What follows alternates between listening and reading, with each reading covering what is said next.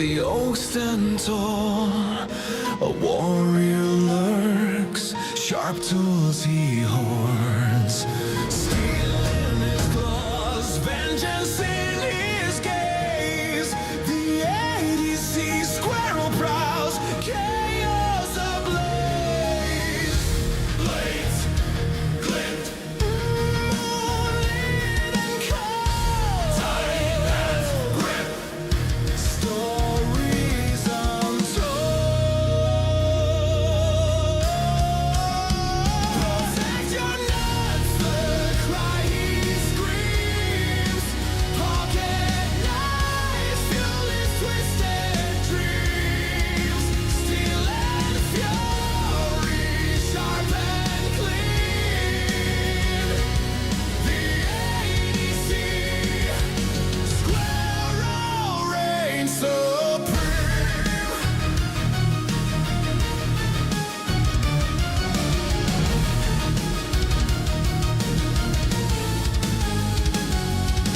Acorns scatter, but knives he keeps.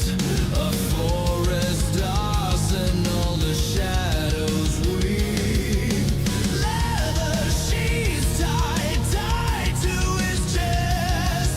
A rodent armed, none dare contest. Dry branches creak, the hunt begins. A squirrel's cold, sharp as his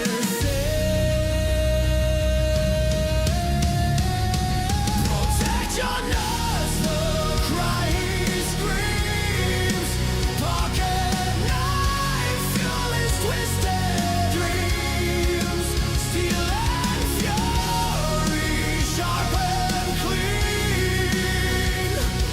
The EDC Squirrel reigns supreme.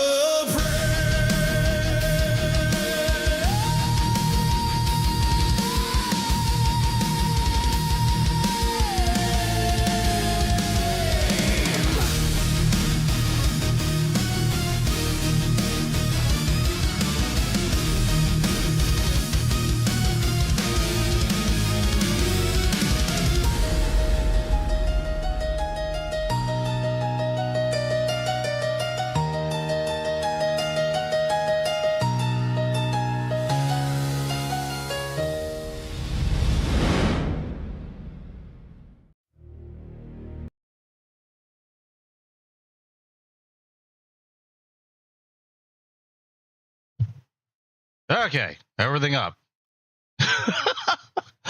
Good God, everything's been breaking. My light stand, my phone stand broke, and then wondering if my headset was going to work. It's been a hell of a morning. How's everybody doing today? It is the EDC Squirrel. It's Saturday. Back for some knife chat. Hope everybody's having a good weekend so far. I woke up late. Trying to catch up. Since I woke up, I was like rushing around, getting everything ready. Not my, oh my God. Okay, overfilled my mug. That's not good. Let's clean that up. Good grief. Hope everybody's having a good one. Hey, Morgan. Hey, Waylon. I thought I saw somebody else up there. Was it Ground Fog? Glad to have you guys here.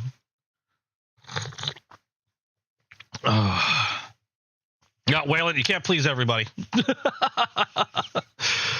I'm trying. I've had that music up for a while. I was thinking of changing that up for a little bit, but I just haven't had time. The weeks have been busy, and things are starting to even out again. I've been able to do some more videos. I've got 2 videos out this Saturday or this week. I've still got more recorded. I just have to have time to edit and just pump them out, but things are starting to get a little better. You're hung over on melatonin and jacked up on Red Bull. Yeah, I don't know if you can hear it, but I'm working on my coffee. Hey, Cyrus, how you doing? Okay. And I am working off my headset mic. I've been doing that last couple streams. I think it's working better than that I never know how to pronounce it, lavalier mic or lapel mic or whatever you want to call it. And I don't have to worry about the lapel mic running out of batteries as often. And I think the audio sounds better. The only problem is, since this is my headset mic, it's a lot closer to my mouth. And so a lot of things like drinking and other stuff, it's a little bit more prominent. Okay, so we are back with Saturday Knife Chat. I don't know. I never really thought of what to call these things other than Saturday Knife Chats. Really, I know like everybody likes to have a fancy title and stuff like that, but again, something to work on. I did remove the really colorful mat because I realized to me it's starting to get a little distracting. So I just went with something a little bit more basic. I'm just going to keep my knife mat up, and other than that, that's pretty much it as far as how I'm running things. It's been a week. Hope you're feeling okay, Waylon.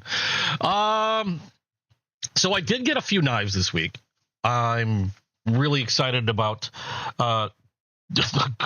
most of them. Well, I'm excited about all of them. Why would I say most of them? I wouldn't get something I'm not excited about.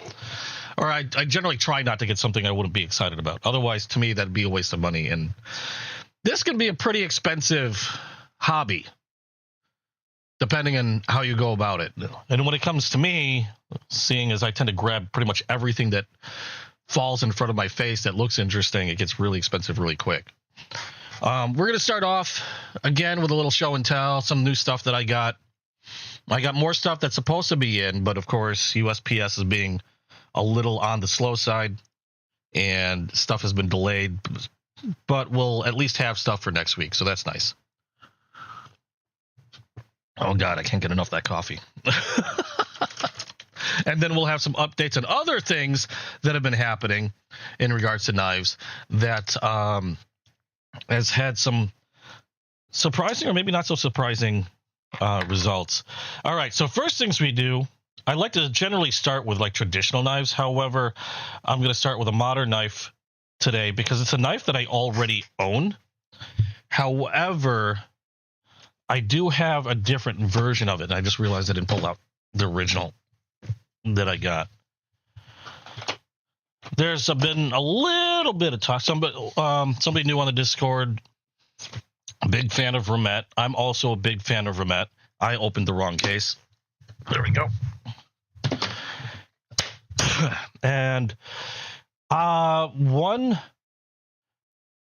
all like favorite knives, but a really interesting knife that I really like from Remette is the RTB.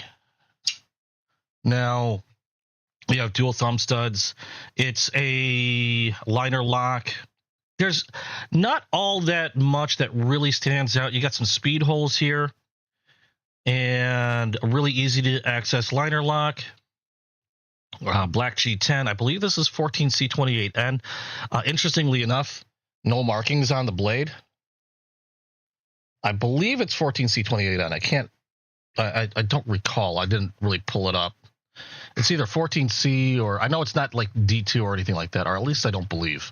You know what? I'm going to pull it up. Otherwise, somebody's going to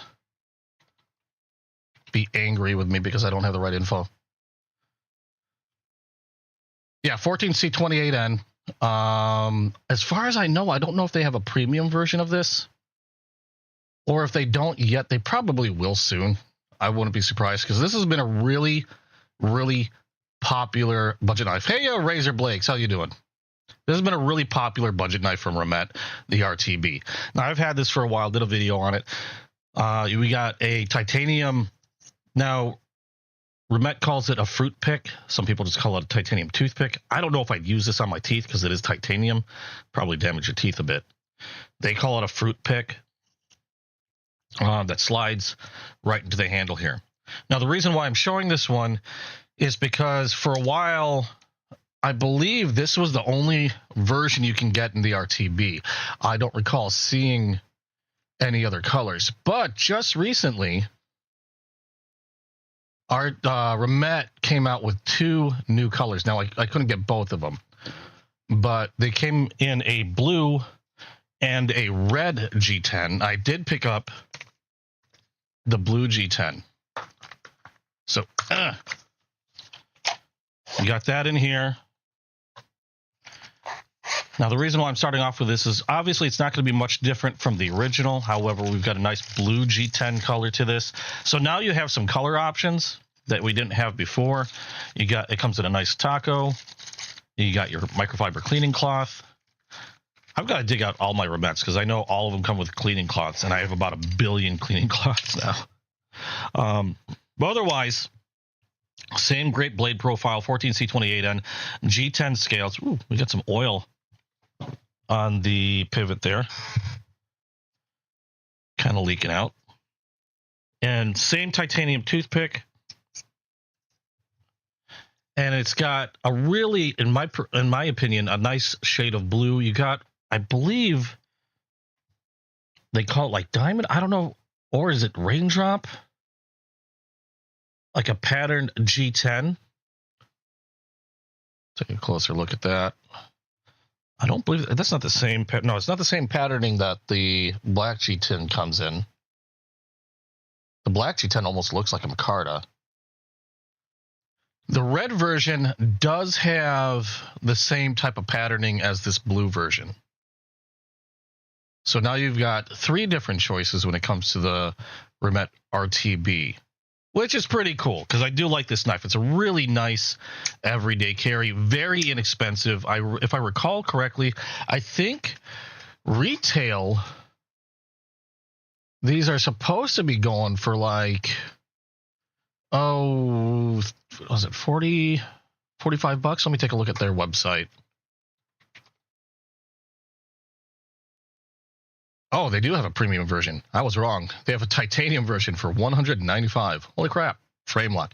Okay, the budget version, okay, on their website, $57 on Remette's website. They say $79. They have it slashed to $57. I got mine. Oh, crap. I really kind of bit the pooch on this one. I'm trying to remember now if I got it from Going Gear or Blade City. I'd like to say I got it from Going Gear, but a lot of my modern knives I tend to get from either or. So let me check my Whatnot, because I did get it on Whatnot. And, oh. I did get this. Oh, okay, so I did get this in Going Gear. I think I got this, A, because it was a new color, and B, because I wanted to get into a buyer's giveaway, which I did not win. But I got it for a really good price. I probably hung them out to dry because, like I said, it was around $57, I said.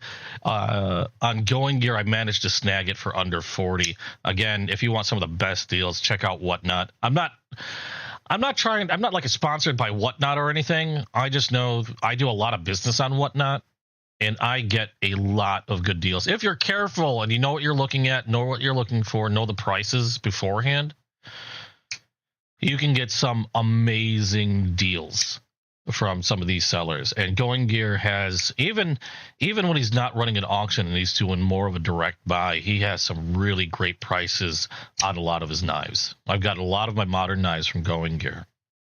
So I got this one from him, and at a really great price.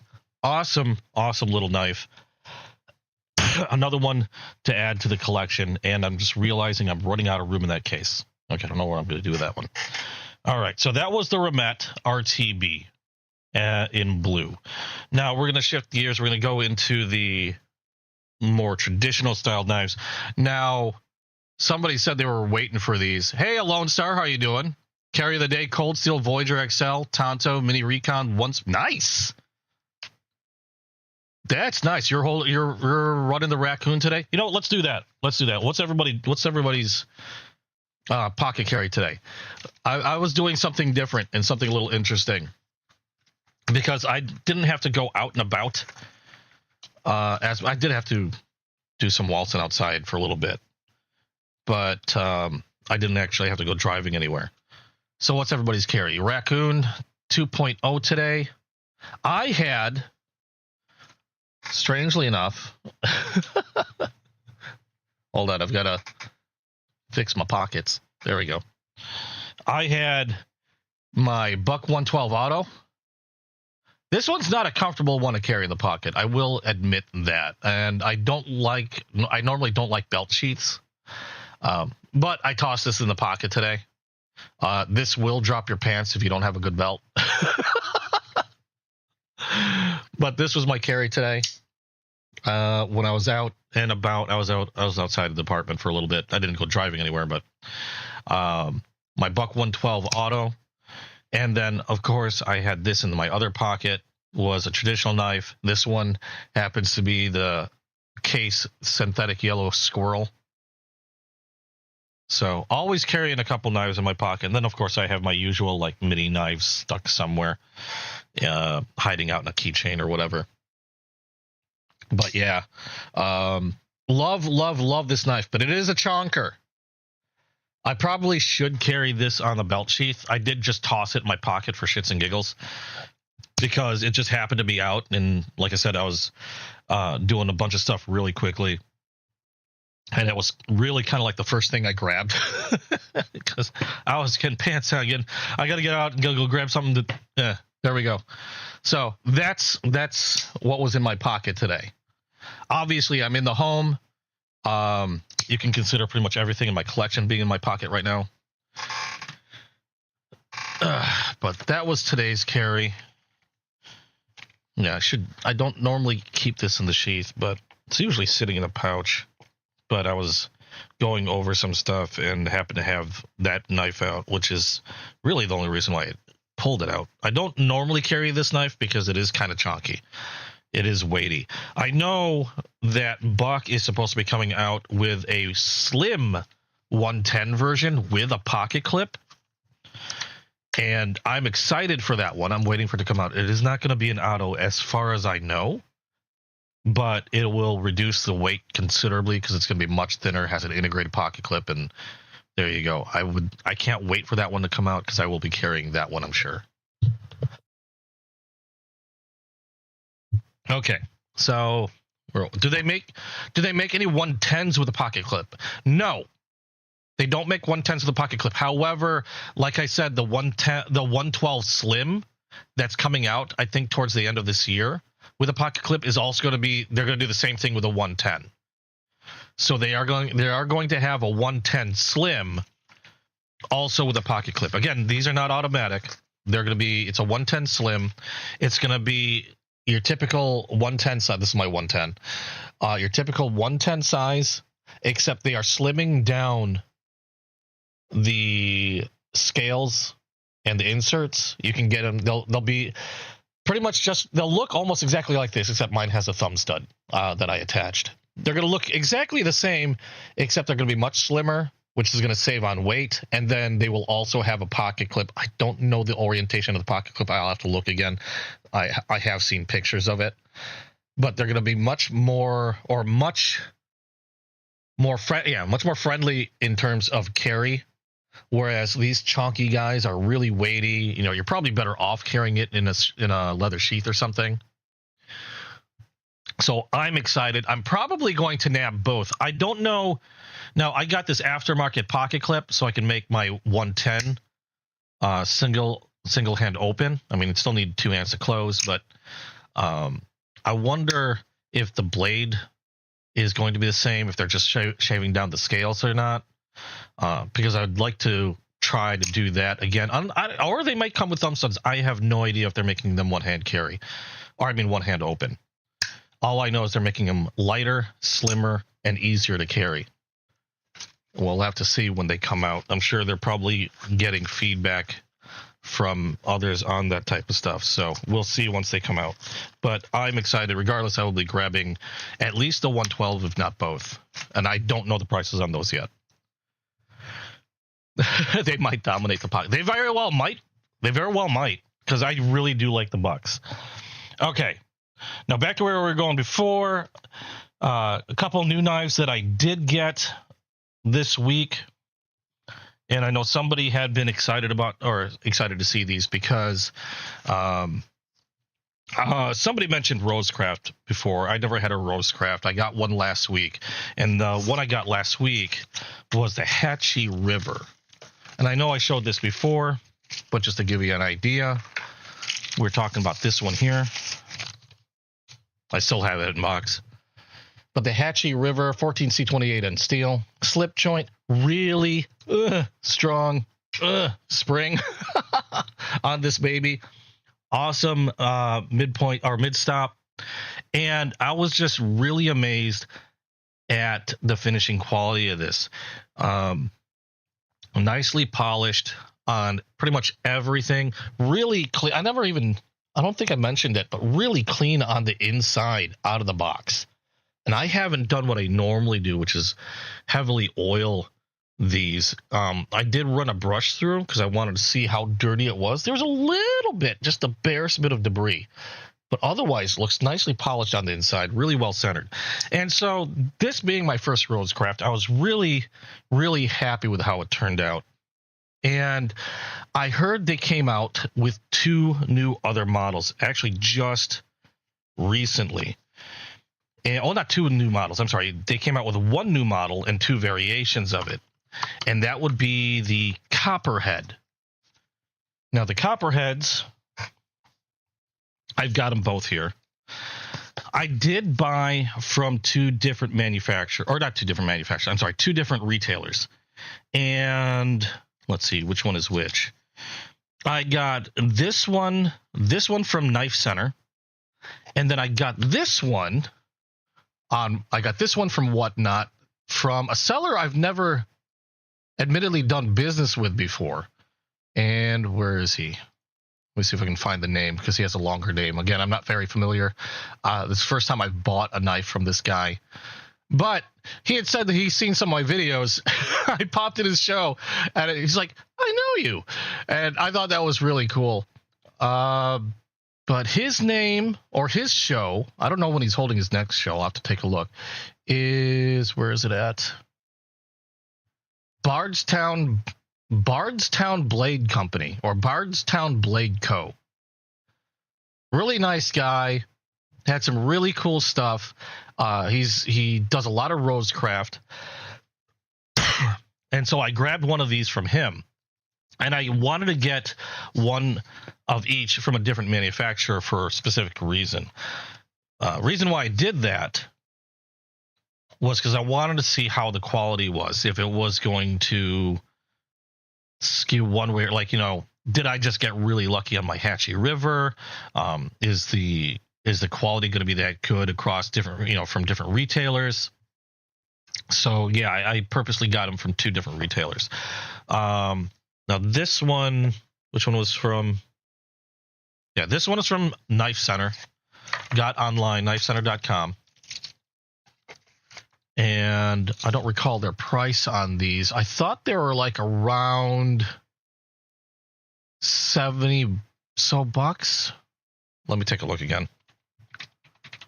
I know I'm holding you guys in suspense here by not unwrapping this thing, but I'm mean like that. See, I've heard very little. I've heard good things, and I've actually heard bad things about RoseCraft. However, those bad things I've heard about RoseCraft were a good few years ago. Okay, I got this one. This one was from Knife Center, and I think their advertised price was like around $72. I think with tax and everything, I ended up paying like $77. This one I got for a few dollars off from Whatnot, but still came to a total of like around $72. But what I was saying before, recently I've heard a lot of good things about RoseCraft, so I've gotten really curious about them. I remember a few years back, people saying, something along the lines of like I don't want to say, this sounds bad because I don't want to say the other manufacturer's bad. But I think they were saying the quality was along the lines of Rough Rider. Now, with Rough Rider paying anywhere from $10, $15, $20 for a knife, they're great knives. I love Rough Rider, but they are inexpensive, and sometimes the quality can go a little bit one way or the other because they're churning them out like crazy. And with RoseCrafts being, almost at least twice as expensive, if not like 3-4 times as expensive, with quality like that, you're kind of overpaying. but that was a good few years ago. I've been hearing nothing but good stuff about them these last, like within this last year. In fact, I completely forgot about them, and I know somebody in chat had been mentioning it, and a few others I've heard have been saying RoseCraft has been absolutely excellent. So that's why I decided to take the dive on that Hatchie River. This is the, what do they call this? RoseCraft Blades Snake River Copperhead, and this version is in their Dapper Jigged Bone. Wow.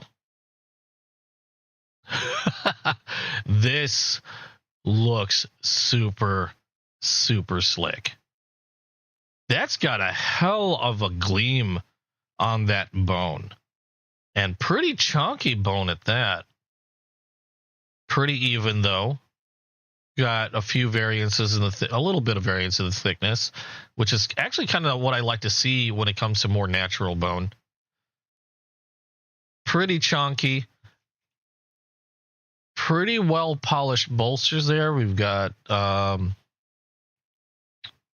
pinch bolsters on one side, smooth on the other. Let me see here.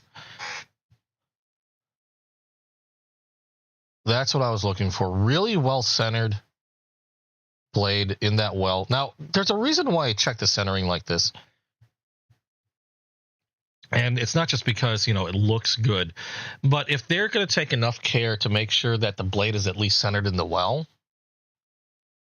then I like to think that that same care is going to be taken with, pretty much everywhere else on the knife in terms of fit and finish. So nicely centered. It is a single blade. This is going to be a Wharncliffe blade. Holy crap. Very clean. And we got a French pull, we got a French, almost dropped it there. We got a French pull, like a really long nail nick, or just a long pull. Some people call it a long pull. Some people call it a French pull. And the reason why I'm doing this is because I don't have much of a thumbnail. Very strong spring. We do have a half stop. There's the Wharncliffe blade. If we can get that in focus. There's the Wharncliffe blade. Yeah, very, very clean. And again, steel on this is going to be 14C28N. These are made in China. There's a China sticker there. So these are made in China, but I mean, that's neither here nor there for me, because to be quite honest, there's been some really good stuff coming out of China. There's a lot of really top premium knives coming out of there. I mean, yeah, there's a lot of junk. You got to be a little careful, but when you've got a manufacturer that really cares about their stuff, you got a company that really cares about their stuff, you got some really good stuff coming out. Like, this looks absolutely gorgeous. Let me take a look at the rest of that knife. Now, really strong springs on this. Like, really strong. And I love the fact that they have a half stop, especially with a spring that strong. I love that Wharncliffe profile. That's freaking awesome. And in the well, looking polished and clean. Look at that. I hope I'm getting that right. Yeah, that is very clean. And again, I really like the Wharncliffe profile. Now, 14C28N steel. Ooh, feels sharp. Excuse me. I have some paper here already torn out.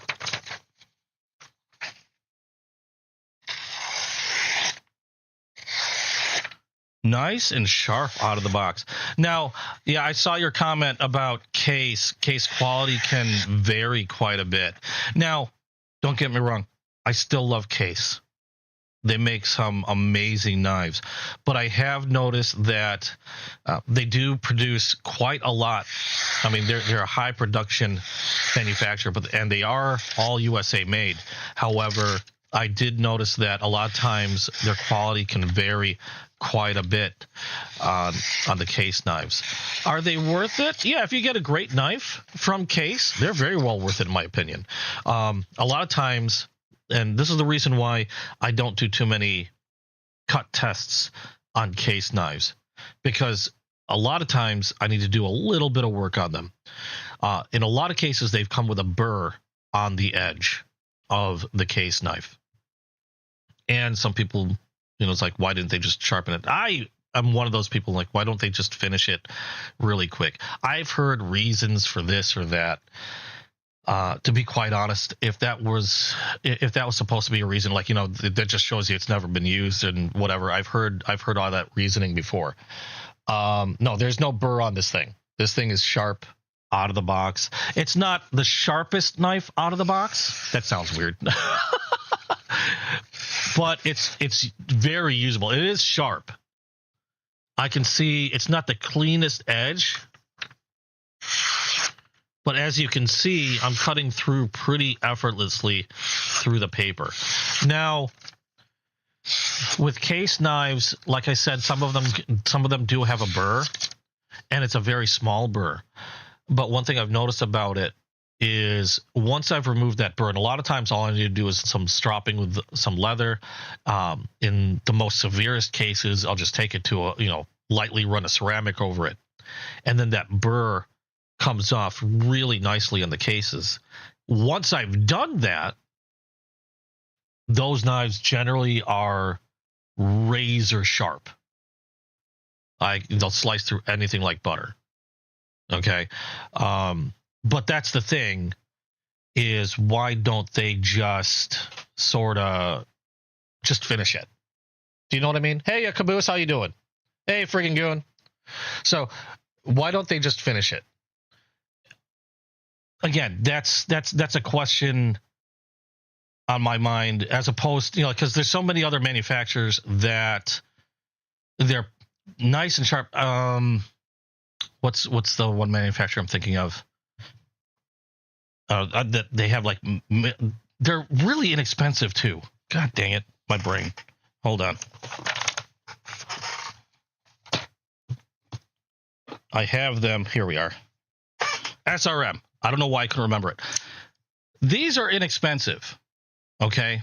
And these have mirror razor edges on every one of any one SRM knife that I've had has had a laser edge out of the box. Hey, Terry, how you doing?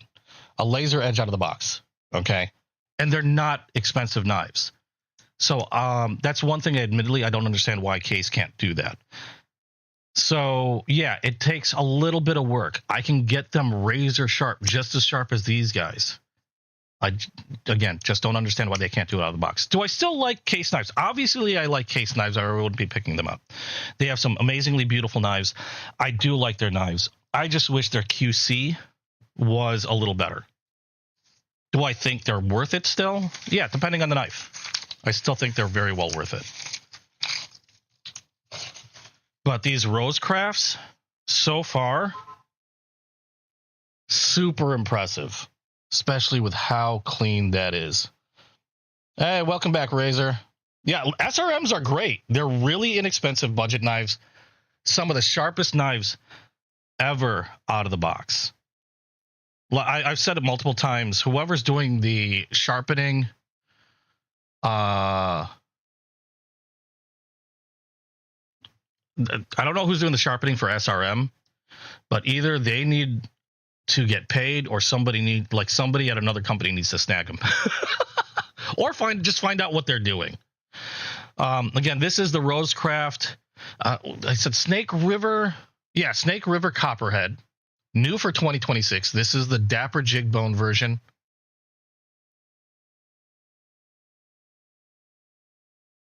And I can't believe the shine they have on this bone.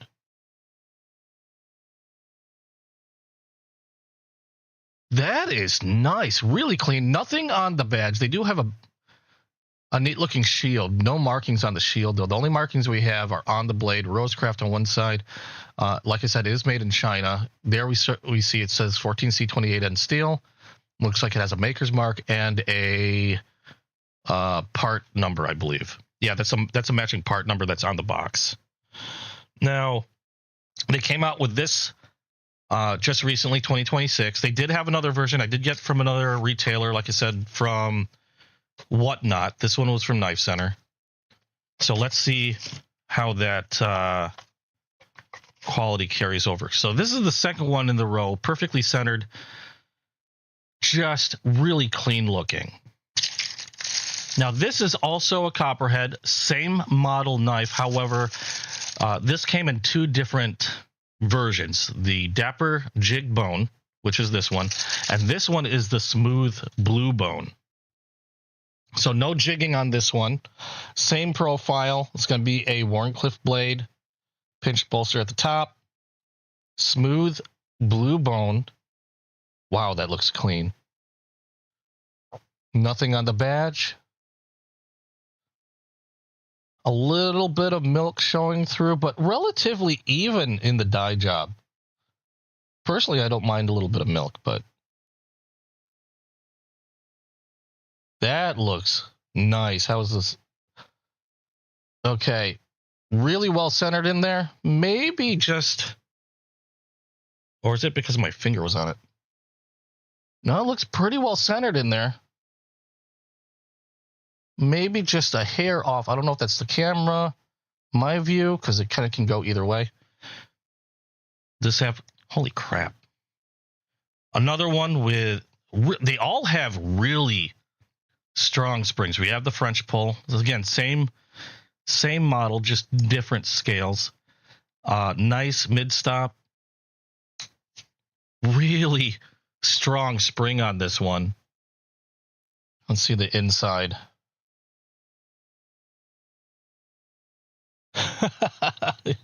No, I think I'll leave them clean. Although, it's you know, this is a nice thought. That makes for a good spot to have like something etched in there. If they can do something really tiny, that'd be kind of cool. Really clean in here.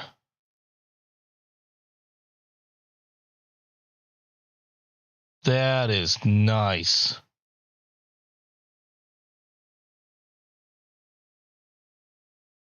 Oh, mirror polish on the blades. I think they're actually pretty nicely done. They have a satin finish on the blades. A mirror polish would look pretty cool, admittedly. Really nice, smooth.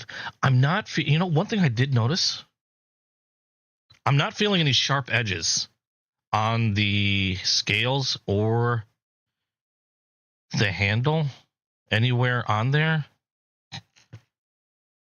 So really good finishing job on these. These are fantastic. Now, the jig bone does have some variance in the thickness. Like I said, the smooth bone is much more uniform, where the jig bone has, you know, it varies a little bit, which is on a lot of more natural looking bone, or a lot of times it's going to be like something antler or whatever. You're going to have some natural variance in the size of the scales, which is what a lot of people like. On smooth versions or synthetics, they're going to be much more uniform in shape. But that is nice and clean on the inside of the well. That is amazing.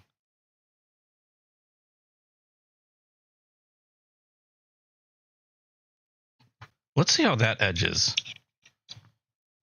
because the jig bone was pretty sharp.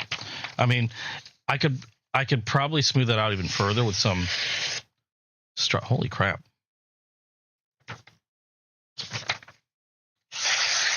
This one's even cleaner.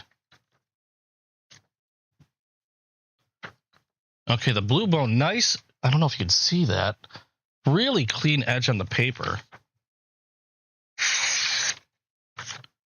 This one, really a decently clean edge that you can see a little bit of fuzz, or at least I can, on the edge. Not as clean as the blue bone, but still, like I said, really sharp. I bet if I just took a couple seconds to strop this, I can get it right to the level as that blue bone, but they're still amazingly sharp. I mean, this is not a complaint in any way with this one. This is sharp as heck. But this one came out even sharper. Not much in terms of residue on the edge. Again, we have the same markings on the blade, RoseCraft, same sticker, Chinese made, 14C28 in steel. Very impressed with these. And again, roughly about 72. They're the same price, regardless of whether you go with the smooth blue bone or the dapper jigged. How do you get a hold of who? Chris? I don't know who Chris is, Bulldog.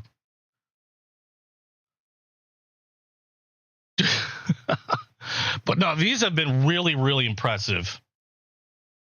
And I'm glad I got a hold. I'm glad I got a hold of that first one, the Hatchie River. What's it, the Hatchie River? I'm trying to get a hold of their like naming convention, because they got Hatchie River, they got Snake River, and I've seen some of their other knives. A lot of their other knives are in D2. That's one of the reasons why I haven't grabbed one yet. I don't really have a problem with D2. I just don't prefer it.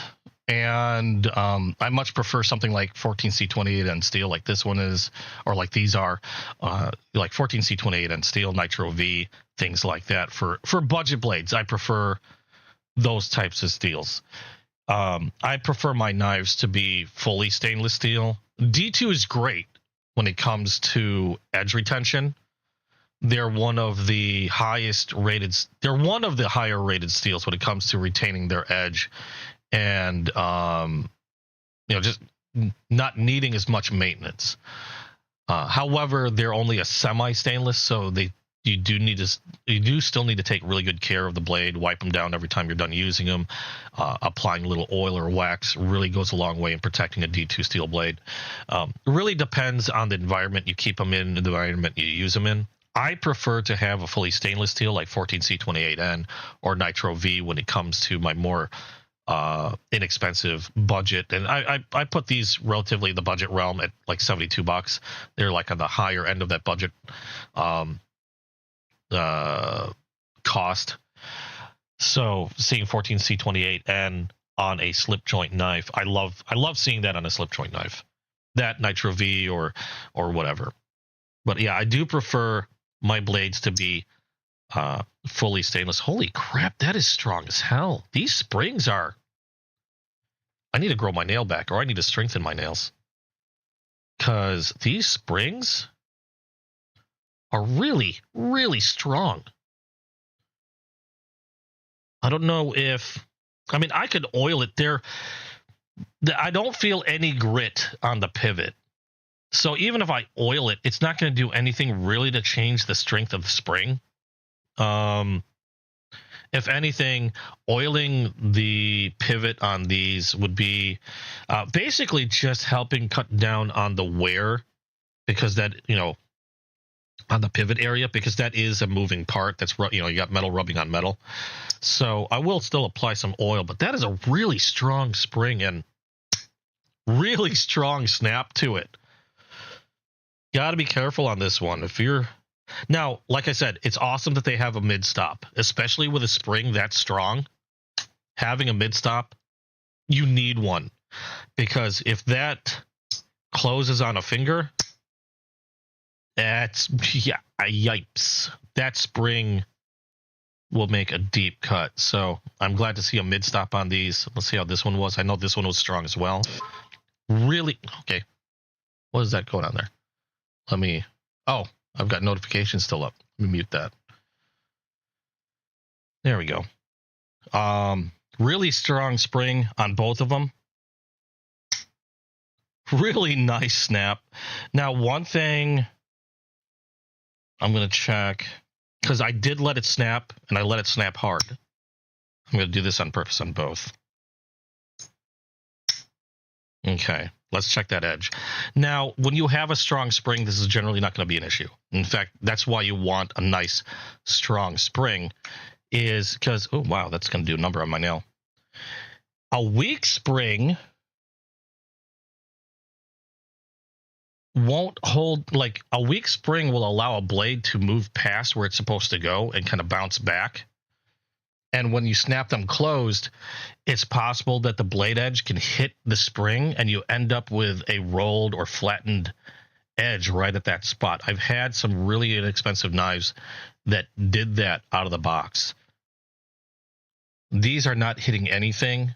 Edge is still perfectly clean and sharp. I'm not seeing any flat edges. I'm looking at the reflection of the light. You can tell I've had to do this a number of times because it's a lot more common on very inexpensive knives. I hate to say it, but it's a lot more common on like the cheapest, like Imperial and Rough Rider knives that are like the, hold on, I'll get an example. Or I had an example. They're like Sodbuster type clones. Tend to do that. Okay, here's one. And I'm going to sacrifice this one. This one I use as a box cutter. This is a Bear & Son. This is just one of their least expensive workman type knives. Super inexpensive. And I mean, I forgot how much you can pay. You can get these for, but you can get them for practically nothing. In fact, I probably got this on a giveaway. And what happens is, now this is a slip joint. It's not a locking. But when you close it, the spring feels strong, but if you give it a good snap, what happens is, now this one's not so bad because I did sharpen this blade, which removed some metal. It was a lot worse, but it was at one point a perfect edge until I just did that snap. And now right where my nail is, the hard part is seeing it. I don't know if it'll show on camera. Right where my nail is, it's got the smallest little roll or dent because it's hitting the spring inside here when you snap it closed. That's why having a strong spring is really important. And having good geometry, there, it made it even worse. There, you can see it now. See that little dent there? I am sacrificing this knife. Okay, I had it. Darn it, there it is. Right there. That littlest dent right there, if it'll stay in focus, you can kind of barely see it above my finger. Yeah, that's hitting the back of the spring. Now, on a well-made knife with a really good spring, you're not going to see that. I have tons of case knives. I've seen it on like one case. And admittedly, that was one of those cases that overall probably should have failed QC, and I had sent that back and got that replaced. But otherwise, I haven't had that happen on any case knives. Obviously, the RoseCrafts came out shining. That was an issue. But that's become one of the things that I check now on every traditional knife is the snap and whether it's hitting that back spring. Never really had to worry about it with case except for that one. And so far, I only have 3 RoseCraft, but they're all passing with flying colors. These are exceptionally well done. Just really, really clean. Awesome quality. And not bad at $72. Not bad at all. I was going to go ahead and apply a little pivot oil on these since I have them out. And again, this has nothing to do with like, oh, I wish I could make it better or it's gritty. All reason why I put the pivot oil in there is because it's a moving part. It's metal rubbing against metal, and that'll help keep the wear down and hopefully these knives lasting for a very, very long time. So those are the 2 RoseCrafts I got this week. Really awesome blades.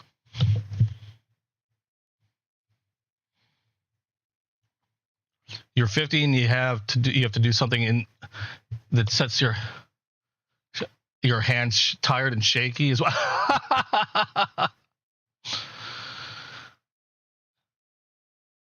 Wait, hold on. You have to do something. Some things in set. Oh, so you have to do some things in sets. Okay, I misunderstood. Hey, buddies, how you doing? You ordered a Medford? Damn. You got some pricey stuff. You're learning hand. Oh, you're learning hand engraving. Okay, I see what you're talking. I thought you were talking about something completely different. Because I know when you turn 50, there's something that you have to do. That it's my hands shaking. It has nothing to do with knives or literally anything with my hands. It more has to do with the doctor. But anyway. Those are the two knives I got from RoseCraft. Again, I got this one from Knife Center. It's nice to know and nice to see that the quality is something that doesn't seem to matter what retailer you're going through. This one I got from Whatnot. Let me make sure I got their name right, because if they're watching, Bardstown Blades Co. is the name of their show on Whatnot, or that's the name of the seller on Whatnot. Bardstown Blade Co. There we go. So go check him out. Really nice guy. Got a great price on this. He sent it out immediately. That was great. I got that super quick. Let me make sure this is in the same box. Okay, this goes to the Blue Bone. I know there's paper that these normally would be wrapped in, but screw it, because these are going to go into a case soon anyway. The other one to go. This one here. So I'm just going to put these back in here for now. I really like the Dapper Jig, though, to be quite. They're both great looking, but I can't believe the shine they have on that bone. That's something else. All right. I do have one more new knife that I got this last week. Where am I going to put these?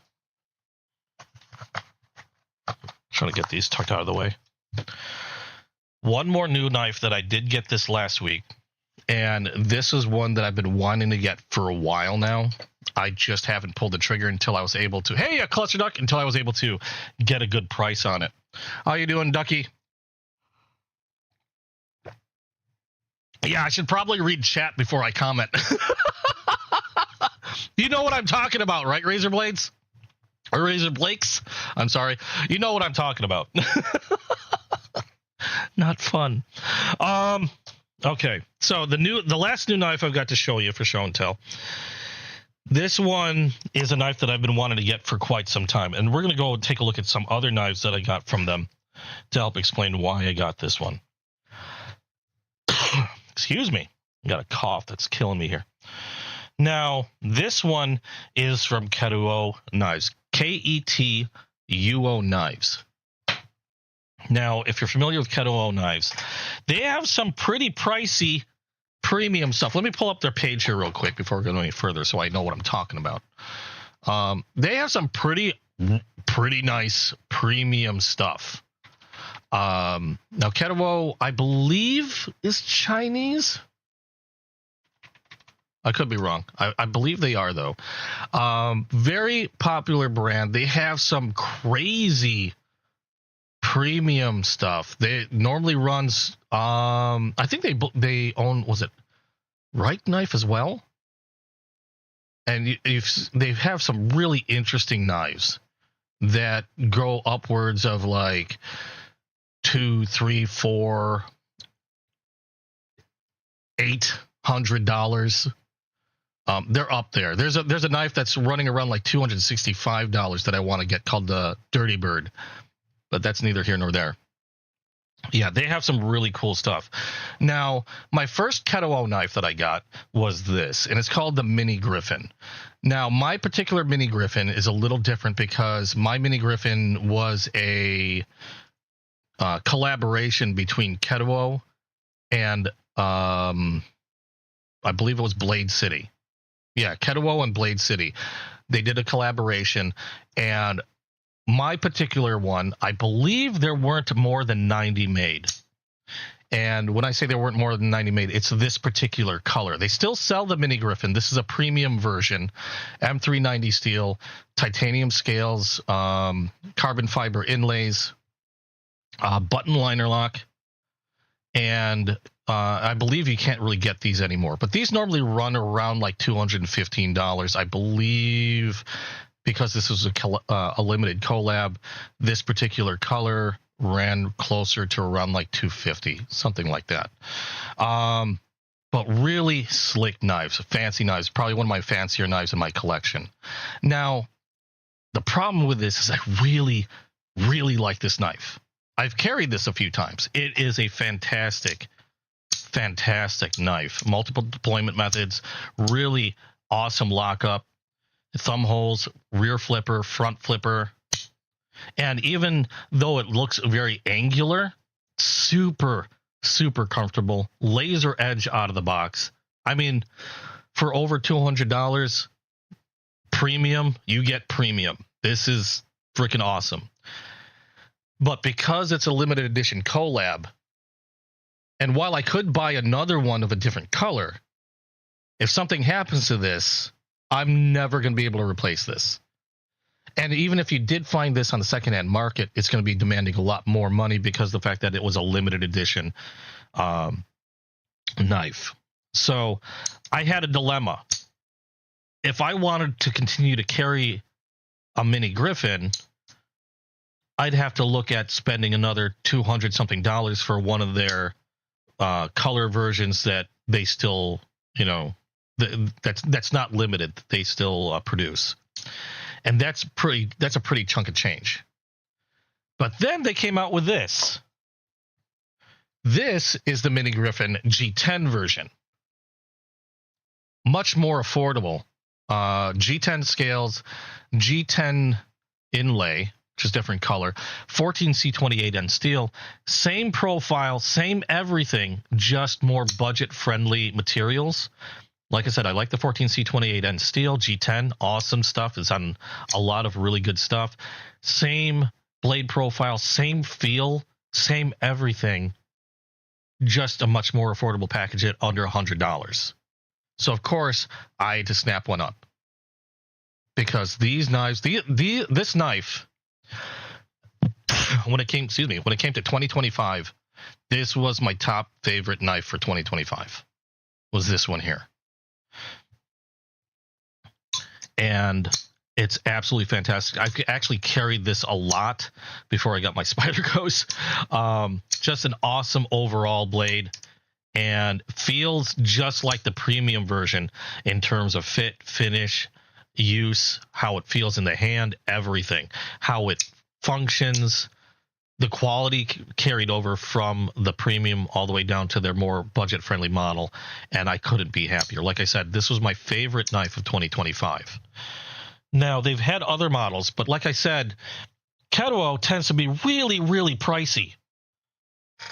But they are listening to people, and they are doing the same thing with a lot of their other models. Not every model, but a lot of their other models. And what I have here, this one is called the Ketuo Yakuza. Another knife that I really wanted to get from Ketuo. Let me take a look at their premium version here real quick, and I can give you an idea of what we'd be looking at. Their premium version runs, where is it? Just under $300. So $295 for their premium version. This, they came out with a G10 version of the Yakuza, and they run at about $119.99, so $120. So a really big discount on this knife. Now, obviously, I've opened this already. We have in the box the information card. This one you'll see here, called the Yakuza G10, 14C28N steel, satin finish, G10 blue scales with carbon fiber bolsters. They say inlay, but they're bolsters. Blade length 3.34 inches, 4.52 inches on the handle. Got a pocket clip, ceramic ball bearings, liner lock, And interesting thing is they still use titanium for some of the parts. We've got a microfiber cleaning cloth and a very well-protected sticker. They like to wrap their stickers. But here's the knife itself. The Ketuo Yakuza. Their budget... Ow! Get out of there. Their budget version. Really? There we go. Chipped a nail. Their budget version of the Yakuza. This thing... Now, I have played with this already. This thing is awesome. Now, we have a full liner in the back. I believe that might be titanium. At least that's what I've heard. Same with the pocket clip. I love the pen-style pocket clip. It's not deep carry, but I like the pen style because it's nice and low. Less chance of catching stuff. You know, when you have it in the pocket, so you're not going to, if you rub up against something, you're not going to end up walking away with it by accident. Nicely centered in the well. And this is what I was talking about before. Blue G10 scales with a carbon fiber bolster. Pocket clip is reversible. I think this is supposed to be like their V2 version. I don't know what the version 1 was, but apparently this was something new. The V2 version was their engraved pivot, and also something about the thumb studs as well. We have here branding Yakuza right there on the front flipper, and you got a front flipper, you have thumb studs, and you got a thumb hole, as well as a bit of a fuller there. 14C28 on steel. I believe that only shows when this knife is closed. And we have Ketuo on the pocket clip. And actually, it just occurred to check something. Are those all T8s? Where's my cheap ass torque? There we go. Huh. I didn't notice that till now. T8, T8, T8. So T8 screws everywhere. That I like. As opposed to having, like, say, T8 screws for the pivot, the body, and then having, like, T6 screws for the pocket clip. They've got T8s for all the screws on this thing, which is nice. No, don't have to worry about having a whole set of tools if you're going to do any maintenance on this thing. Oh, have a good one, friggin' goon. Thanks for stopping by. So this is the Ketuo Yakuza. Really smooth pivot. We've got a Tanto style. What do they call this? My brain ceased to function. It's a compound grind. That's what it is. Compound grind blade. Now, it feels like this might be a hollow grind. I don't know. They just say it's a flat grind, so it might be a flat grind. Maybe it just feels weird to me. It feels like this could be a hollow grind, but they state flat ground, and then you have a division, a secondary point there, and it feels a tad thicker towards the point. So you got a compound grind blade. Hey, Mr. Black Cat, how you doing? Do I do more? I do mainly knives. I plan on branching out and doing more EDC stuff. Knives are a hobby of mine. And so obviously a lot of my stuff has been focused on the pocket knife. I don't really actively collect other things, although I like to say I acquire a crap ton of flashlights. I don't actively collect them, but for some odd reason I keep getting them. It has something to do with the power always going out in this apartment. But I hope to do more like other EDC equipment in the future. It's just most of my stuff has been focused on knives because that's my big thing when it comes to collecting. I like collecting pocket knives. So out of everything, I have the most of that. But stuff like pens, like the old light pen or the old pen 2. I have a lot of Olights and other things. I hope to do some more stuff on that in the future. That's what I hope to do anyway. Most of my stuff, though, is admittedly knife related. So, and I'm just showing off something new that I got this week. This one is the Ketuo Yakuza G10 V2. Now, looking at this blade, really chunky piece of 14C 28N steel, really nice and thick stock. This thing is a beast. Now, the thumb studs are like a triangular shape stepped up, so not your typical round thumb studs. Still very easy to use. Nice lockup on there in the liner lock. Let's do a slow roll. Still great lockup even on a slow roll. If you open a pocket knife, that's a liner lock or frame lock for that matter, you should be able to open the knife slowly, and it still needs to be able to lock up when you open it slowly. You shouldn't have to flick a knife out hard in order to get it to lock up. If it doesn't lock up when you open it slowly, in my opinion, the knife needs to be returned or fixed, because it needs to lock up even as a slow roll. Really nice, slick-looking G10 scales. The carbon fiber bolsters look nice and slick as well. Nice satin finish on that blade. This thing, whew, that thing feels sharp. It should. What happened to all that paper I had? I had a ton of paper here a moment ago.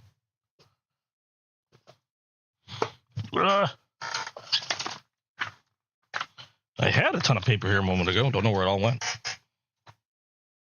I don't want to tear that paper. I just got that magazine. I haven't read it yet. Okay. Thicker cover.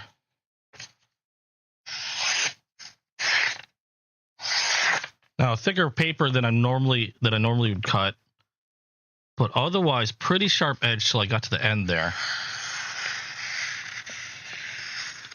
I'll do that a little slower. Really nice edge on this. There's a bit of, oh, okay, I see.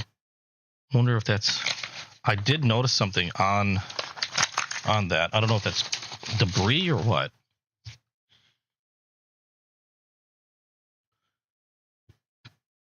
Or it could be just because it's that secondary point.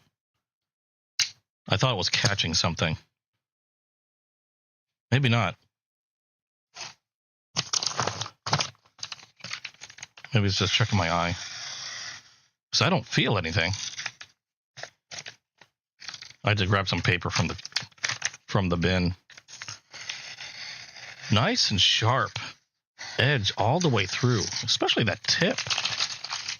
I thought I caught some shine there, but might just be a trick of the light. So I'm not seeing it now.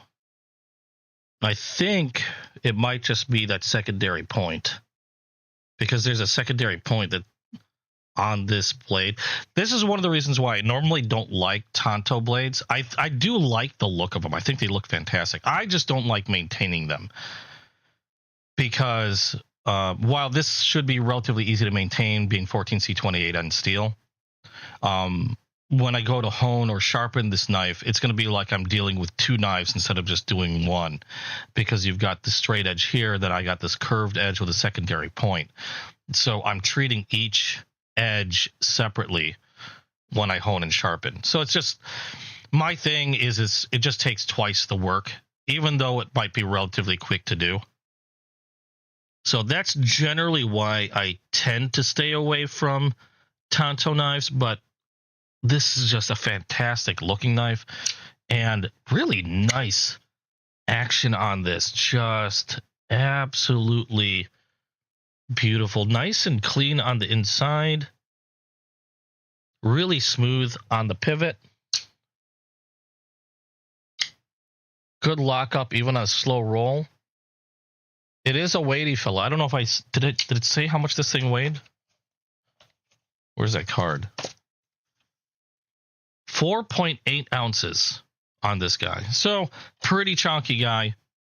I'm really glad I got a chance to get one at a really good price, because otherwise, like I said, if I wanted the premium version, I'm looking at $295 plus tax and shipping, depending on where you go.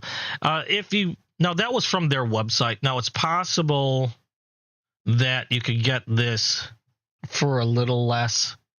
Now I got mine from Whatnot. So now this model is 120. The premium was 295. I got mine from Whatnot. I got mine from now I can't remember which one I got this from. Which seller did I get this guy from? I got this from, where are you? Oh, I got this one from Blade City. So I remember getting a pretty decent deal on this. It still came to about the same total cost once you factor in tax and shipping. So I got this for, if I remember correctly, like a little over 100. Normal price on these on the website are 120. So I think with everything, I end up paying like 120 for this one. But Far Cry from the 295. Oh, Waylon paid like 270 for his. Yeah. On the website they're doing 295, but there's a good chance you can probably get them for a little less. So really awesome blade, the Yakuzas. I like the feel on this one. Again, it has that same angular kind of look, a little bit more subdued than the Mini Griffin, but really nicely smoothed edges, no sharp feeling anywhere. That pocket clip disappears in the palm of my hand. Got a generous amount of jimping back here. It just feels really good in the hand. Nice and comfortable, like it's molded. Even though, like I said, it's very angular, feels like it's molded to my hand. You got that full back liner here that just adds to it, with a little bit of jimping on the back as well. That just adds to the grip. And you can see I can get a full grip on this, a full gorilla grip. My thumb on the top is how I normally like to carry mine, or sometimes like this if I'm doing a lot more detail work. Nice fine control over that edge. Just a really awesome blade. I'm really glad that Ketuo is doing these G10 versions of their premiums, allowing me to be able to afford a really nice knife for a lot less. So I would definitely, if you're into looking at Ketuo, check out the Yakuza. Definitely check out the Mini Griffin. The Mini Griffin's still probably my favorite Ketuo that I've gotten yet. Now I only have 3, but I just really, really like that knife. So yeah, this is the newest one that I got from them. Really awesome. Nice and clean. I just keep looking at the angles on this one because sometimes it's a little hard to believe when you get a knife that just feels really good and works really well. Sometimes it's a little hard to believe that there's got, like, you almost want to find something wrong with it. Definitely not. Awesome knife from Ketuo. So those are the new knives that I've gotten today. I'm going to put them all out. We had the Remette RTB in blue. The knife itself isn't new, but the blue, and there's also a red color. Those are new for 2026. We had the RoseCrafts, which I did tuck back in the box. I'll pull them back out again. We had the RoseCrafts. Those are new for 2026. You got the Dapper Jig and the Smooth Blue, and then the Ketuo. Those were the new knives I've got for this last week. I've got more stuff coming, hopefully this next upcoming week, provided USPS doesn't have any delays. So hopefully I'll have some more neat stuff to show you. But that's everything new this week. What did I pay for the Ketuo? I paid like just over 100. Or which Ketuo you're talking about? If you're talking about this one, I paid just over 100 for it.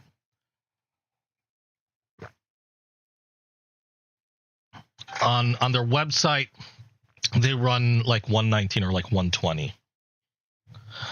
Now it's possible you might even still be able to get these for even a little less, because when I got mine from Blade City, they didn't run an auction. They gave me a price offer and I just went with it. Sometimes if you're lucky,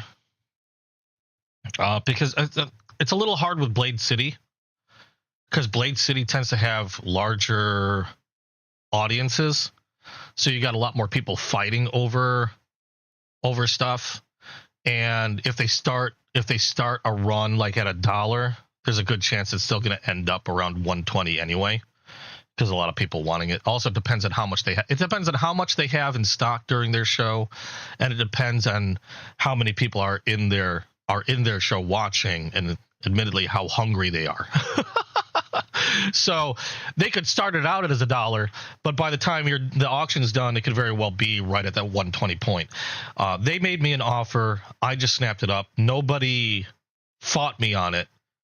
Well, no, one person fought me on it. They actually won, but they had a couple others. So I ended up snagging one at the price that they quoted me. With this one, I got this one from Knife Center. Obviously, that's online. I just got it at whatever their retail price was, which was about $72.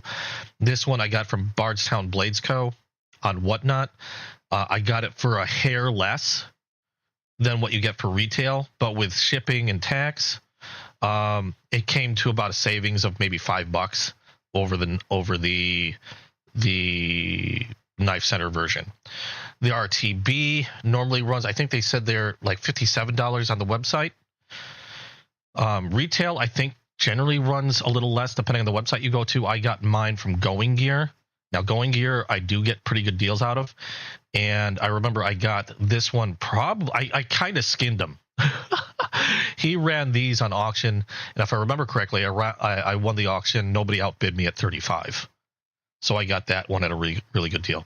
So I will be right back. I do have to check something, and this one gives me a time to do a quick break as well as get something to drink and stuff. So talk amongst yourselves. Let me know what you think, and I'll be right back.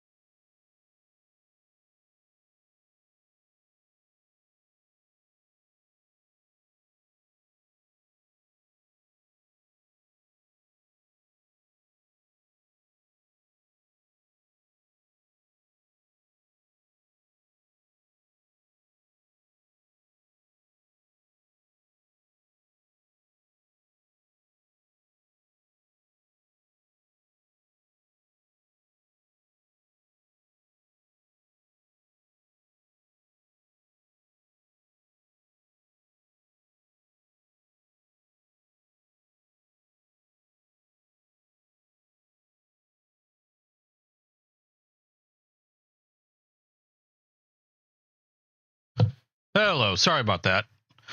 I heard a thud and needed to go make sure everything was okay. I'm a caregiver to my girlfriend, so she needed some stuff taken care of, kind of an emergency. So everything's fine. She's fine. Something just fell. Needed to clean it up. What did I miss? Let's see. Kobani got some kind of sheath 2. What was that for the Medford? And Mike, how you doing? Throat goat. You like multi-tools? I have a few multi-tools. I don't grab too many of those very often. I have a Leatherman Super Tool 300, which for the life of me, I can't remember where I put it. I know it's somewhere. And a Leatherman, what's the outdoorsy one? Signal. That's somewhere. Oh, there it is. I think my super tool's in my backpack. But this is the other one that I have. That's my Leatherman Signal. Really cool outdoorsy knife. Sorry if I seem a little out of breath. This one's kind of neat because you have a ferro rod in there, and you can light a fire with this one. Use it as a hammer. It has like a little carbiner style clip on it. I think they're pretty cool. I don't go out of my way to collect these either. If I go out of my way to collect anything, it's knives. Like I said, I hope to do more EDC stuff in the future, like more general EDC stuff like flashlights, pens, multi-tools, things like that. I have my eye set actually on a Victorinox because I don't really have a Victorinox. And if you're wondering what a Victorinox is, they're the ones that now own... They've owned it for a while now. Swiss Army, the Swiss Army brand, or if you're going for a Swiss Army knife now, it's a Victorinox knife. And I do have my eye set on one of those, simply because I don't have one, and I know a lot of people that like Victorinox. So eventually, I'll be grabbing something like that, hopefully soon. Collecting snacks, yeah, I collect snacks as well. I don't show that collection because that collection is currently in my stomach. But, yeah, before I had to leave real quick, these were all the new knives that I got this last week. The RTB in blue. Originally they came in just black. Now they have blue and red for this year. The RoseCraft Snake River Copperhead in Dapper Jig, and also in a smooth blue bone. Springs on this are crazy.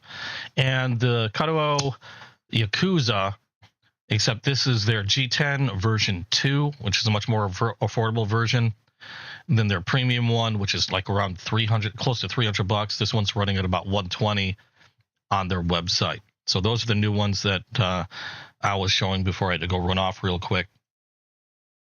Really awesome knives. Go check them out. Some of these, like I said, like this one was from Knife Center. A lot of these others were from Whatnot. If you're not familiar with Whatnot, it's an online auction app. I do a lot of business on it. And that's where I get a lot of my knives, because to be quite honest, I probably save the most when it comes to buying knives. I probably save the most getting them from Whatnot. Although obviously, because they're auction sites and stuff like that, sometimes I just miss out because it's over what I'd like to pay for something. And some of those people are really hungry for their knives. So sometimes I've seen knives go for over the cost that they go on retail, but a lot of times it's because they're either harder to get or they're almost always out of stock through various other online retailers that some people are willing to pay a little bit more if they go on auction on Whatnot. Yeah, I like Tontos. They look cool. I just hate having to maintain them. Having to sharp like this one, like I was saying before, if I need to maintain this, I've got this edge to sharpen. Then if I want to keep that secondary point without smoothing it out or moving it anywhere, I've got this edge to sharpen and then this edge to sharpen. And so it's like I'm doing twice the work on one knife that I normally would do. Then say like on the RTB, it's just you got one edge I've got to deal with. I don't have to worry about a secondary point. I don't have to worry about a secondary edge. But I do like them. I just hate having to sharpen them. Now, I do have some interesting update. It's not completely done yet, but there were some interesting things happening with a certain knife that I've had, and I've showed it, I think, the last couple times I went live. And it's a knife that I really, really wanted to like. I seriously wanted to like this knife because I thought it was a good feel. I thought it was a decent profile, a good size. It was affordable, not very expensive knife. I think retail they ran around $69.99. So I was, let's see, yeah, $70.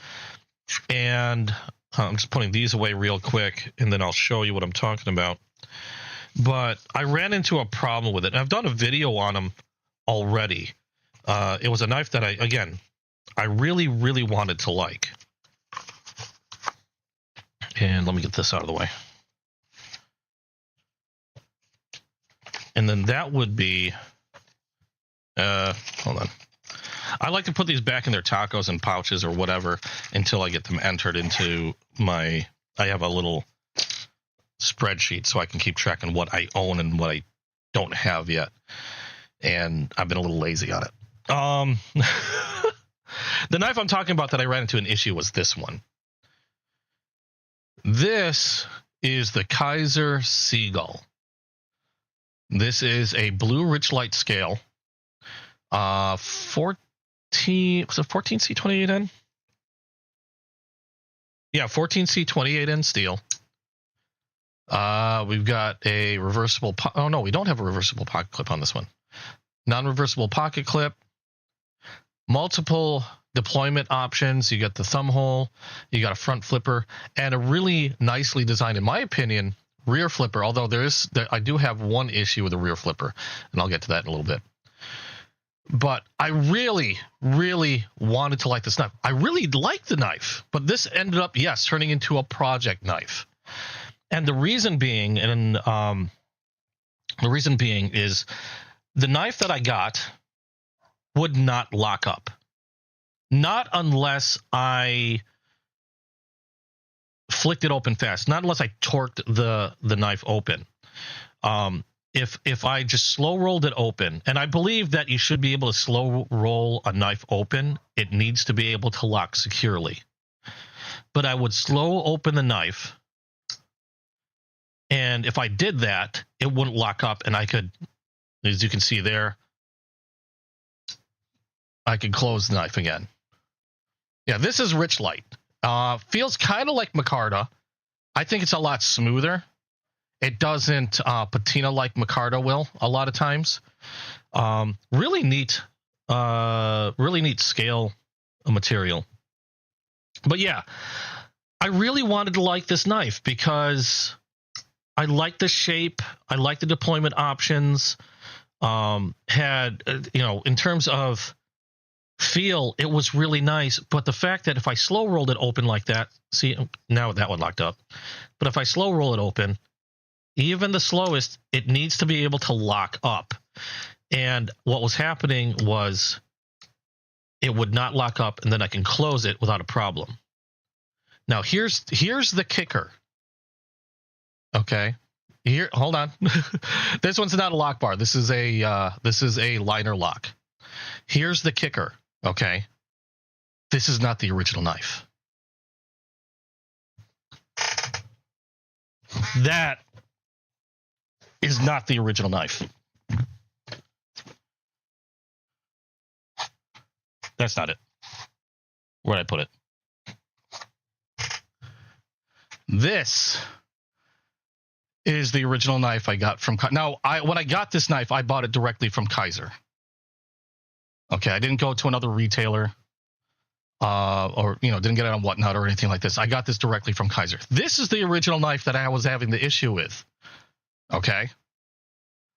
And they gave me some I contacted Kaiser. Kaiser's been great, by the way. I'm not trying to knock Kaiser.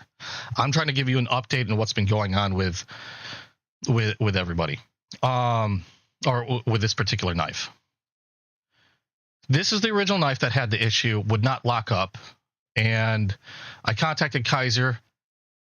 They gave me instructions on what to do, like to take it apart. And what they wanted me to do was essentially bend the liner lock so it had more, so it could apply more pressure, essentially. Okay. And I did that. It still wasn't locking up. They said, they asked for photos. They asked for a video. Not a problem. Obviously I do videos all the time and, take pictures all the time. So not a big deal and understandable. They want to see what the issue is. So I sent them pictures. They said, okay, we see what's going on. We'll send you a new liner. So they shipped me an entire new set of liners, the liner lock, the other side liner, even sent me replacement pivots. Okay. Now on live, I replaced just the just the lock portion of the liner. Offline, I replaced the entire thing. I replaced the pivots. I replaced both liners offline. Still had the same issue. Would not lock up. In fact, the replacement liner, I think it was acting worse. So I contacted them, let them know. They said, no problem. We'll send you another one out. That was this one. Sent it out, got it. Same issue. It would not lock up. I did a slow roll, and you guys just saw it there. I did a slow roll, and I can close it. In fact, I'll do a slow roll again near my mic so I can hear the click. There's a click. Closed. Same issue. Okay. Now, I contacted them again. They asked, and understandably, they asked, try the same thing, try to bend the liner so it'll apply more pressure. And also, since we sent you a replacement liner, try swapping it out with a replacement liner or even the original liner from the original knife. Did all of that. Still could not get this to lock up. Tried this liner in this knife, still couldn't get it to lock up.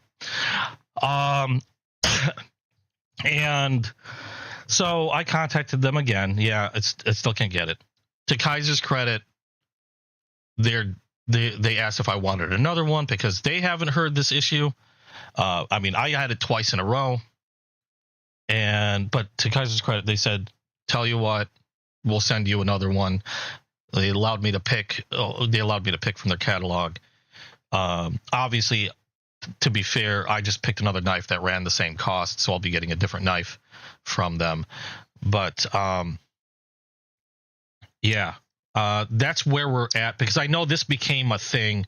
I think this was on my last two lives where I was trying, the last one or two lives where I was trying to fix this, to get this to, to get the original one to lock up. And then I got a second one now that one locked.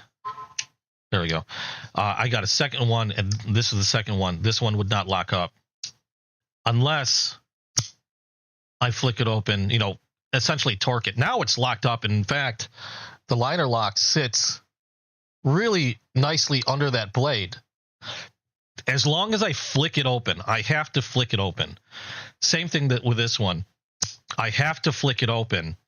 And in this case, even the original one will lock up, and you can see the liner. It's an interesting liner, by the way. The liner doesn't lock up right at this point. It locks up inside. The actual locking, or the actual portion of the liner and where it locks up against the blade, is inside. It's actually way under there. It's not at this point with like a lot of liner locks or a lot of frame locks. You can see where it hits. It's actually underneath and kind of well under that blade. So it's a little hard to see, but you can still kind of tell by the positioning of where this liner is as to how well it locks up. This is actually really well locked up right now, even though it looks a little off. This is actually really well locked up. But I have to flick it open. Now, the original knife, I can close one-handed. I got this to lock up. Like I torqued the hell out of that liner, torqued the crap out of it, bent it, and it finally locks up. But now I have to use two hands. If I lock the second knife up, I have to use two hands to unlock it. The liner lock is like, it's really hard to close unless I really dig my nail in, and I'm really messing my nail up doing that. That's part of the reason why I had trouble opening those RoseCraft knives, is because I've been messing my nail up simply by trying to work this knife over and over to see if it smooths out. But I can't unlock. I can barely unlock that with one hand. It's easier if I use two hands to unlock this knife. And this is the second one. So I actually have to use two hands to close this one. I can still do it one-handed. I just know the more I do that, the worse this nail is going to become, because I have to dig in and really apply pressure to finally be able to close that blade. And it's a shame, really, because when it came to the Seagull, I really liked the shape. I really liked the feel. That finger choil there, the jimping, get really nice and high up on that blade. It felt good in the hand. This one I can close without a problem one-handed, but like I said, I have to torque it open. Otherwise, it's not going to lock. If I slow roll it for any reason, again, it's just like that other one, it won't lock up fully. And then I can, well, except for that moment, and then, you know, I can just simply close it. So I don't know if it was just a failure on QC.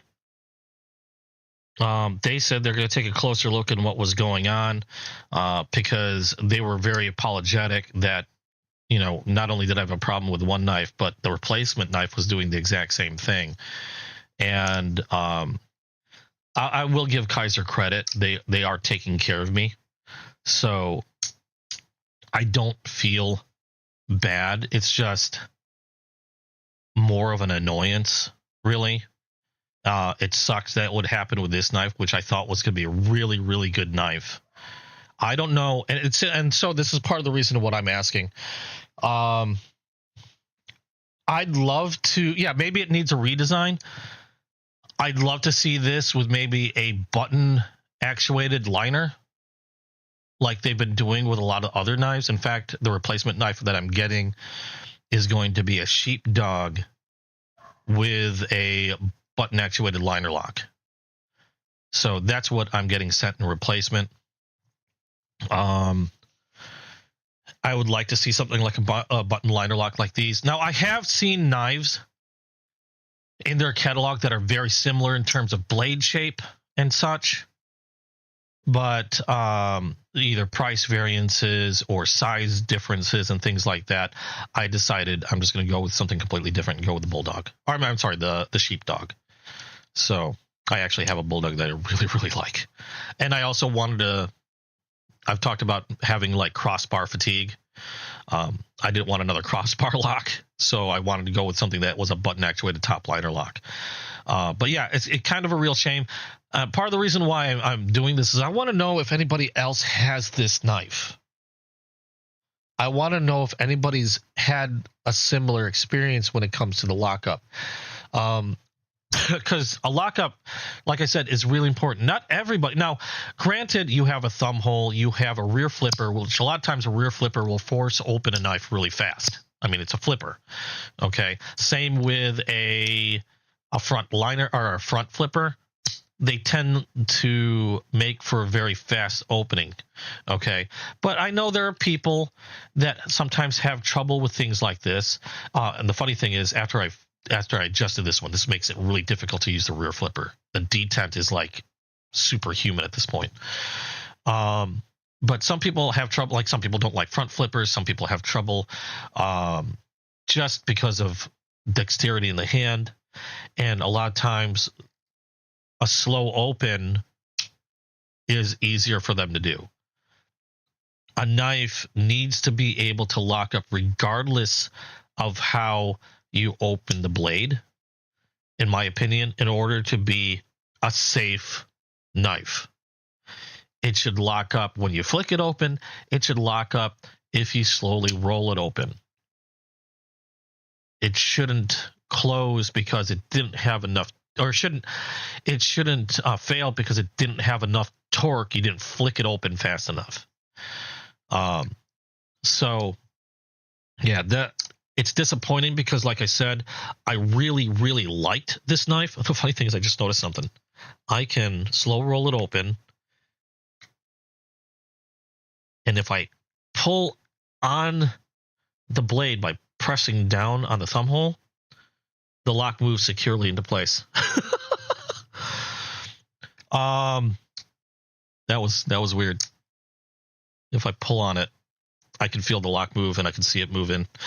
Anyway, it needs to be able to lock securely regardless of how you open it, as long as it's locked once it's opened. And so that's something that now I've actually gone through and taken a look at a lot of other knives that I've had in my collection because I was like, how many knives did I miss?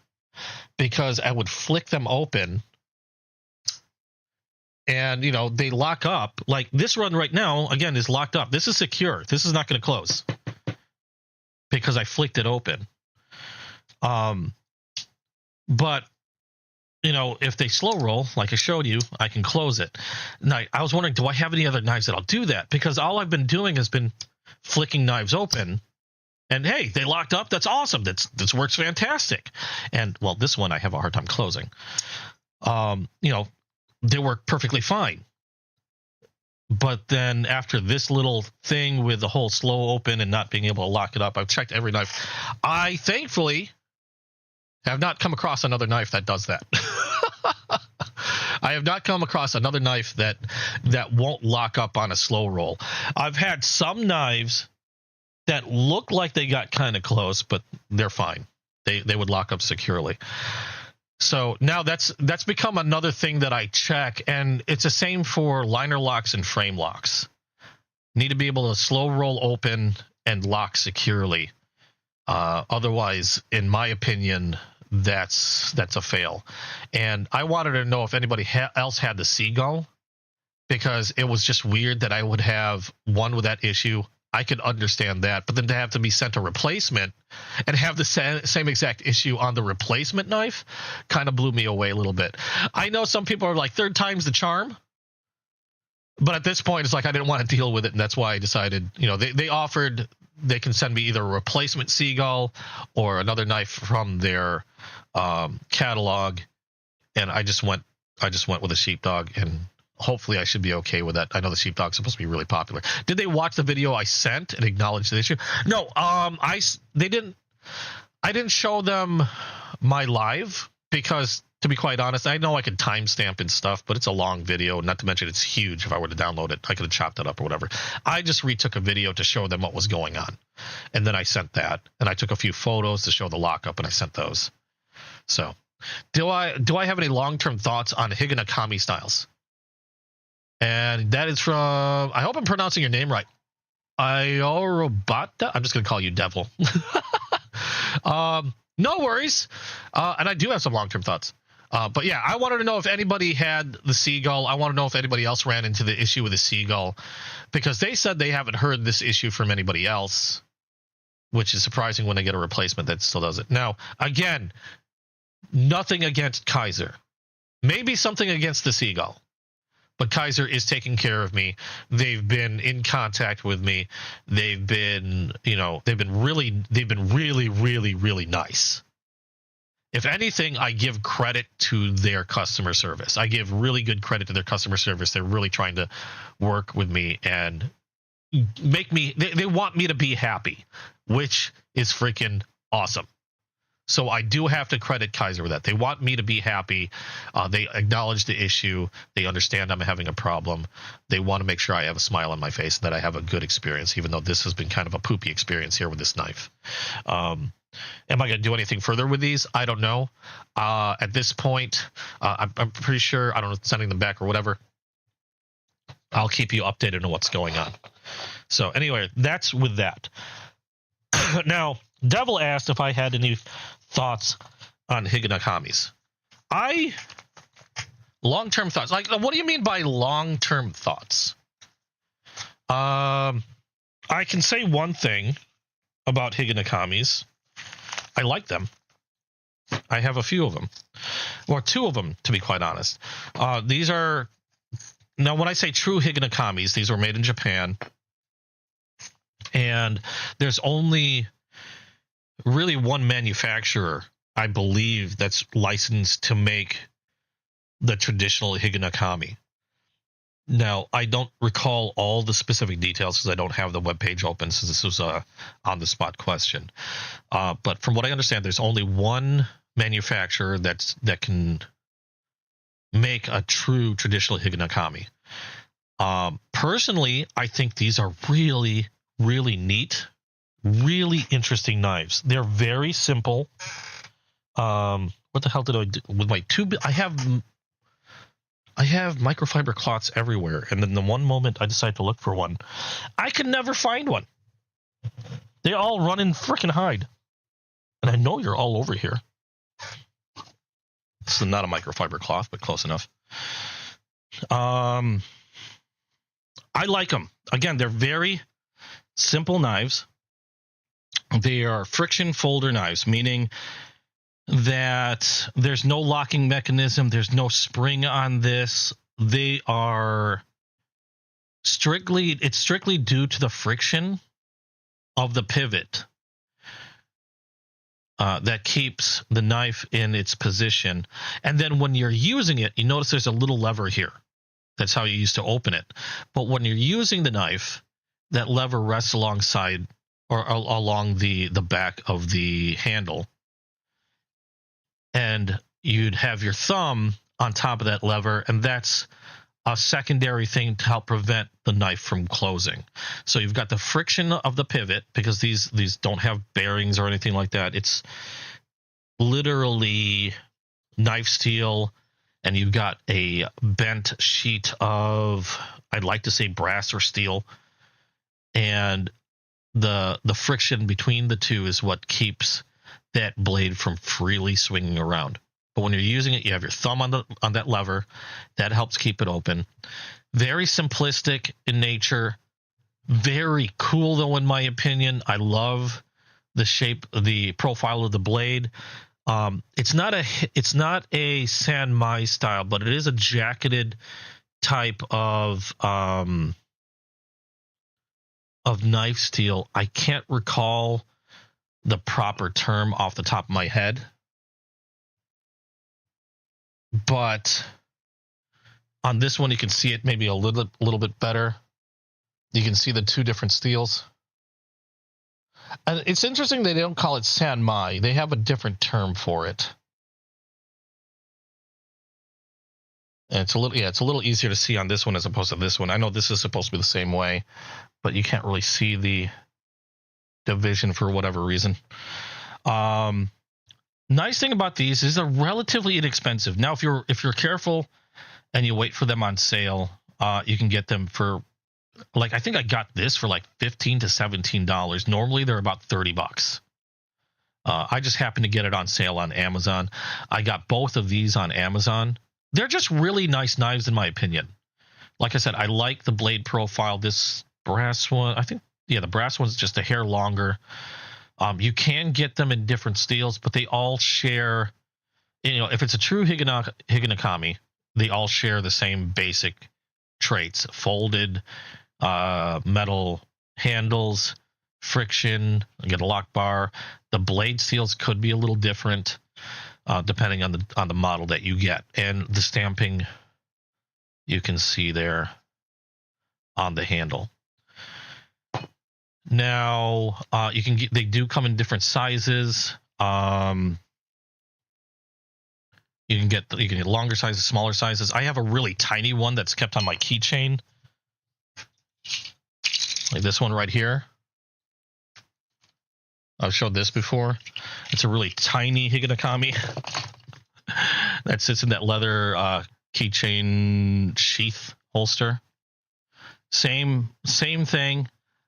Bent metal handle, friction, a friction folder.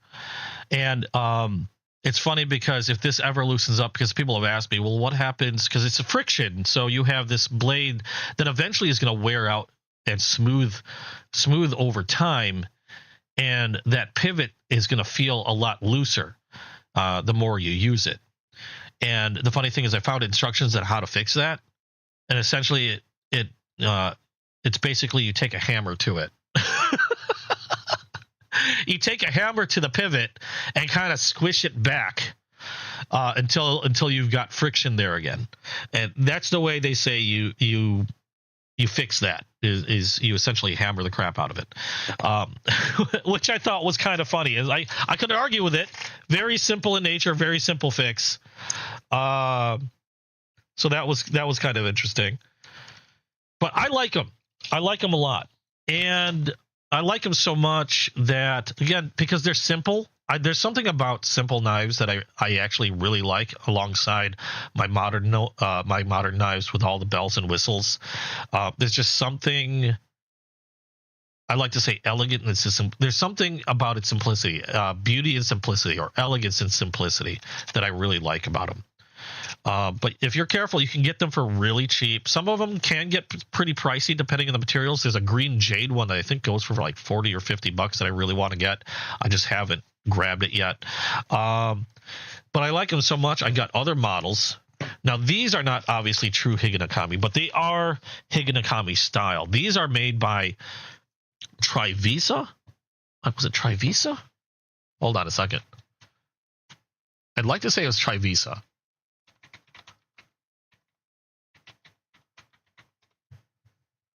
I could be wrong.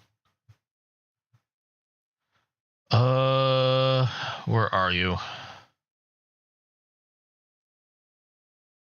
Because I know Trivisa makes a bunch of Higanakami style knives, or at least they've made a bunch of Higanakami style knives. I just can't remember if these were Trivisa or not.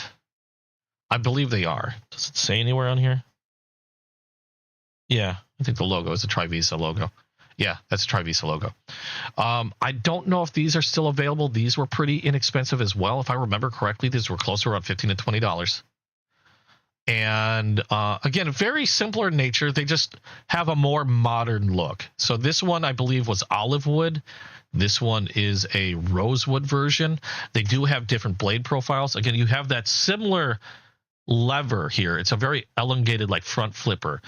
You can quickly flip it, but because of its size, it makes it a little awkward. Except now, instead of just friction lock, they have a liner lock on these. As you can see there, it's obviously not just a bent metal handle. Got the olive wood. You have a pocket clip. That pocket clip is not reversible, unfortunately, but you have the security of a liner lock. You have that same lever there. Personally, I'm able to quickly flick it sometimes. It's just the positioning of your hand, but still one-handed open regardless. This one has a reverse tanto style blade similar to the original Higanakami's. This one, I believe, has a different profile. Yeah, this one has a more this one's more of a straight back profile, as you can see there, with a belly. And otherwise, same thing, except with rosewood for the scales. Liner lock again, pocket clip. Really, really awesome blades. I believe these were 14C28N steel, and very inexpensive. Now, I can't speak for the heat treatment of the blades, to be quite honest, because these were pretty inexpensive knives. And I'm pretty sure when I did get them, I got them on sale. The only problem is finding them, because while I can find other Higanakami style blades, I'm not sure if I've seen these available any longer. Katsu makes a few Higanakami. I don't have anyone from Katsu. I have like one Katsu knife that's more of a tanto or a folding tanto. Not seeing this particular model. I'm trying to find it. Let me see if I can find it on my because I did get these from Amazon, so they should be on my history. Except I got these a while ago, so that's going to be a deep dive in the history here.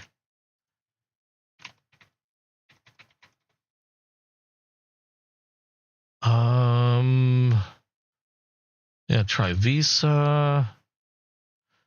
No longer available, at least through Amazon. So I don't know if you can still get these. How much did I pay for this guy? Trying to view my actual purchase. And it's being dumb. It's not telling me how much I paid. I don't know why it's not telling me how much I paid.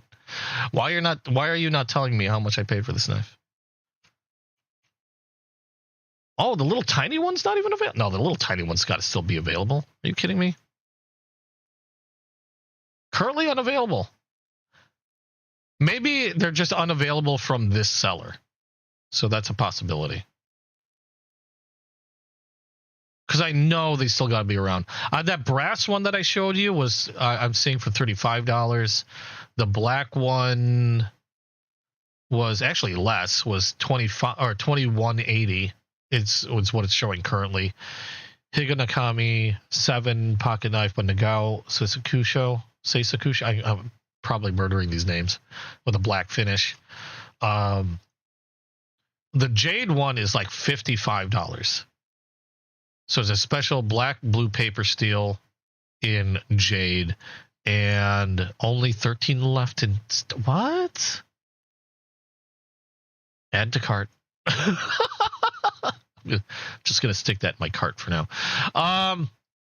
Yeah, the green jade one's like $50. Unfortunately, I don't see these anymore. I don't know if you can still get these. Let me check Trivisa's website. I believe they called them dolphins. That's the name. They had they had a weird name because they didn't call it Higanakami, and I'm pretty sure it's called the dolphin. I'm checking their website to see if you can get them directly from Trivisa. Oh, nope. They are no longer showing on Trivisa's website, at least not as the dolphin anyway. That's kind of a bummer because these were really nice. I think these are great. Now, again, I don't know the treatment of the steel, so I couldn't tell you if they were done well or not. I will say that I have this one in particular, at least. I haven't really used this one. This one I have carried. I have actually used. It's retained its edge pretty well, and all I've had to do was some stropping to keep it in line.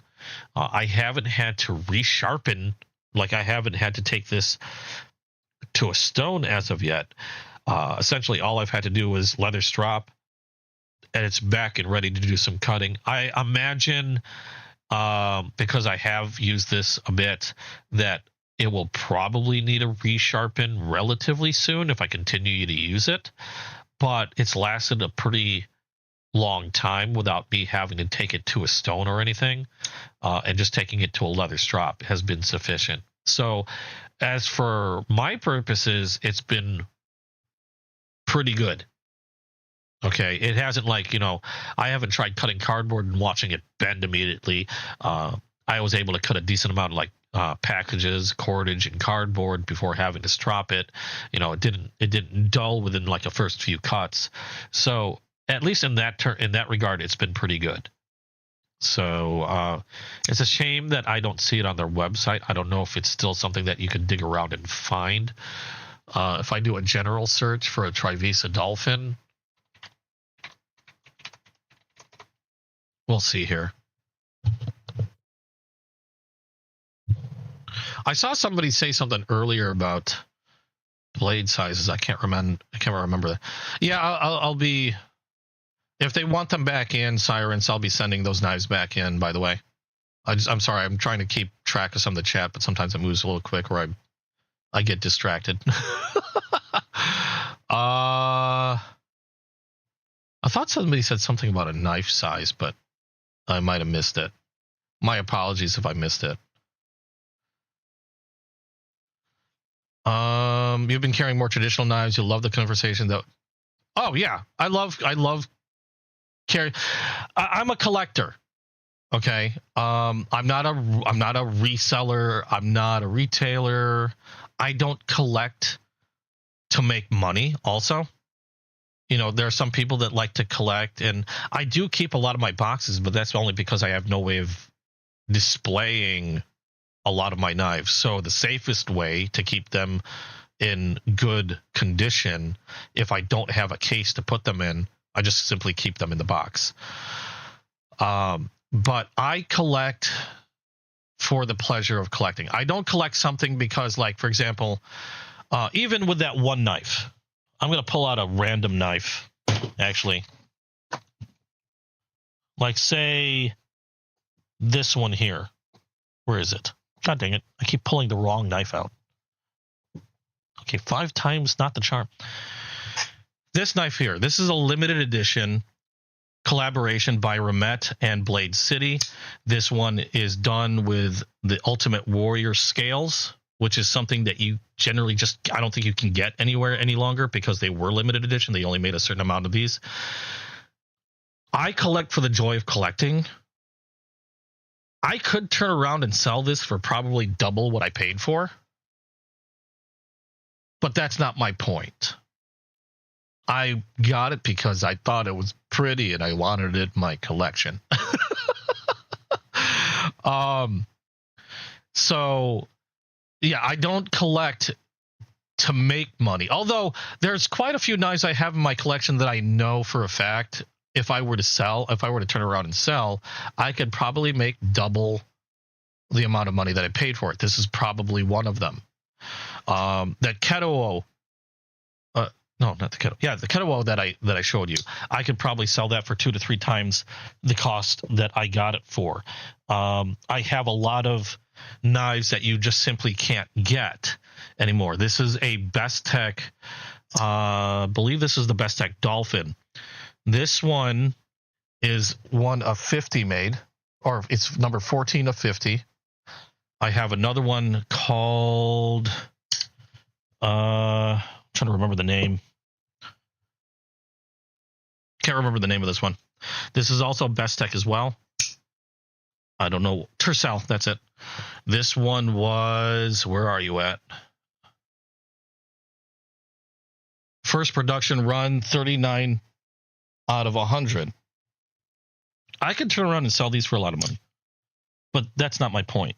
My point is I like to collect, and because I just love the ingenuity that comes with a lot of these.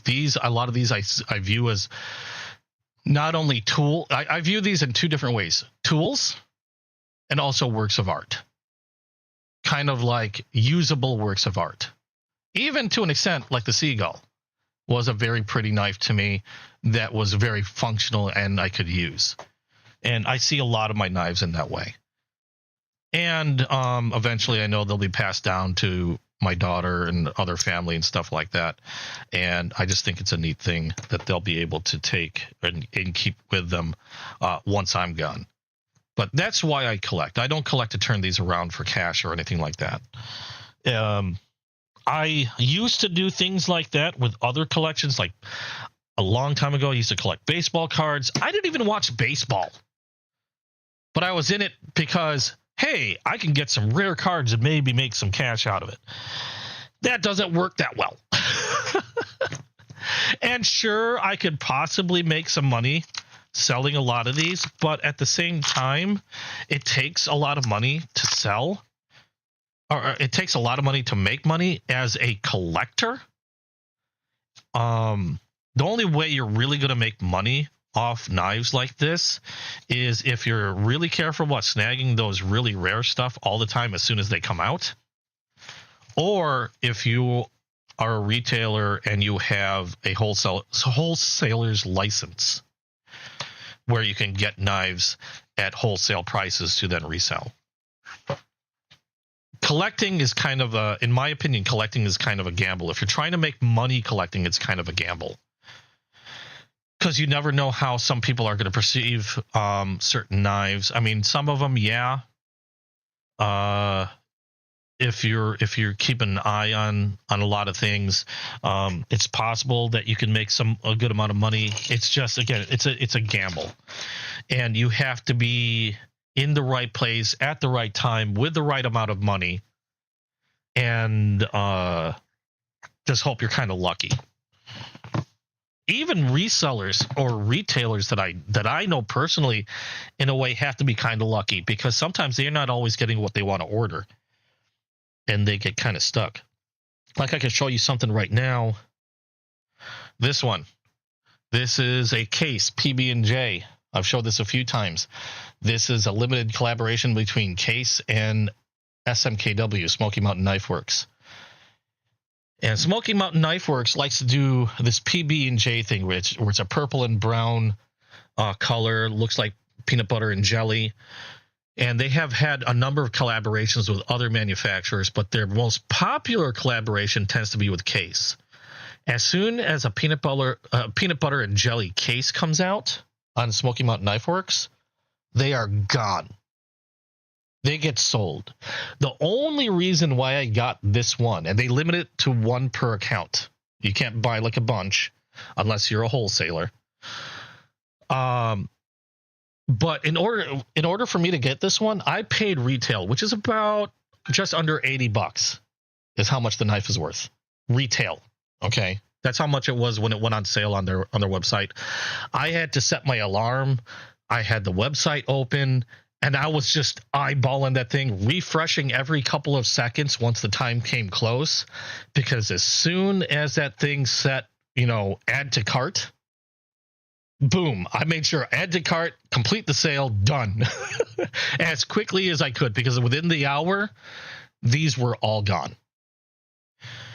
Now, SMKW did hang on to a few of them, obviously, because what they did is they took the few that they hung on to, and they decided to auction them off on Whatnot.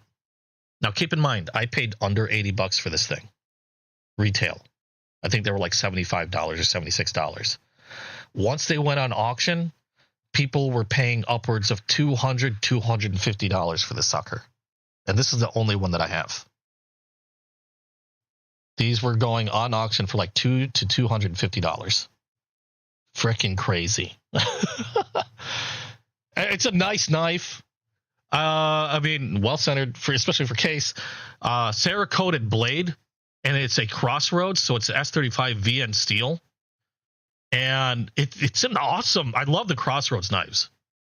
The Case Crossroads are some of my favorite knives from Case, because they have S35 VN steel. They're generally a lot less expensive for an S35 VN steel knife than you get from other manufacturers. Traditional slip joint, Sodbuster style, or Sodbuster Junior style. Awesome knife. I love these things. But yeah, like things like that. I wanted it because I wanted it. Sure, I can make money off of it, but you're not going to get one for probably, if you're lucky, you might get one for $150. More than likely, you're not going to see one for about $200. Did they just drop a new one? Oh, damn it. I am going to take a look now, because holy crap. I know they dropped a PB&J. Now, I think these might still be available. Hold on. Where's my other case? I need another case. I got a billion cases already, and I already need another case. I got a PB&J Kershaw. This is a PB&J Kershaw Blur in Magna Cut steel. This was another one collaboration, obviously from SMKW. If it's a peanut butter and jelly, it's an SMKW collaboration. This was between them and Kershaw. This is the last one that I got. The most recent one that I got from them was this Kershaw. I don't know if that's still available or not. I don't see... I'm looking right now. Ooh, Victorinox. God dang it, you have me looking at a website. I do have a coupon for them, though. I might have to use it. I don't see another PB&J, though. I see a lot of North Mountain blades. North Mountain blade arrivals. North Mountain blade's pretty cool. I have one from them that's really nice when they're chopped twos. I'm not seeing another PB&J, though. At least not in the new arrivals. Let me see if I say PB&J. PB&J. They have a PB&J Victorinox that I believe is still... Oh, it's on sale. Really? It's on sale. Shit. Man, I just bought a bunch of stuff. Okay. So they do have, this is what I haven't seen. Now the PB&J Victorinoxes I've seen before. They've been there for a while. They're running a sale. That's the new thing about the Victorinoxes. It's a sale. They do have a Civivi SMKW exclusive peanut butter and jelly Yonder, which is tempting. That's currently running $60. They have a Baron Sons Barlow for $50 in PB&J. They also have a fixed blade in PB&J. I've seen those before. Kershaw. Oh, the Kershaw is still available. This one runs $150 for the PB&J. Now, keep in mind, Magna cut steel on this one in PB&J. This one runs $150. The Yonder's running $60. If you want to know what a Yonder is, I have two of them. This was, I'd like to say this was was it Blade Show or Knife Show? 2024 Knife of the Year? It was 2024, I think. Civivi Yonder. Excellent blade, by the way. Really nice neutral handle, G10 scales. I believe this is Nitro V. I don't see, it was designed by Zach in the Wild. If you're familiar with Zach in the Wild on YouTube, he designed this knife. I believe it's 14C28 end steel, although I don't see a mark on that. It's just a really nice, like, sheep's foot style blade. Just really handy, great size, great feel. It's a great knife. But they have a PB&J version that I haven't seen up until now on SMKW. Essentially the same blade.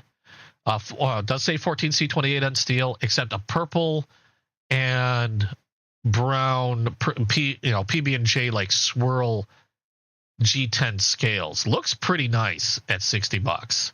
Not gonna lie. And the sad part is I have two of these. I have your standard.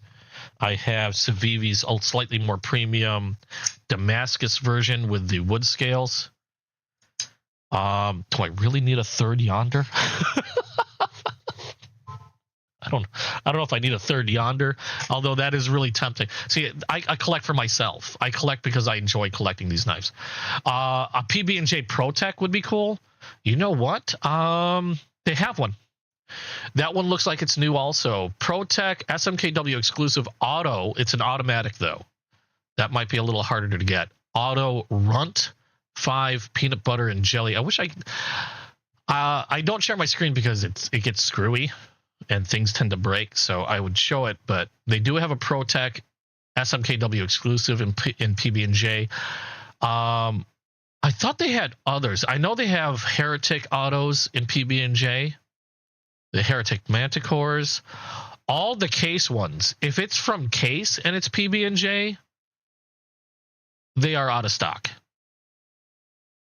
You are just not going to get any Case, because the Case PB&Js are the most popular PB&Js out there.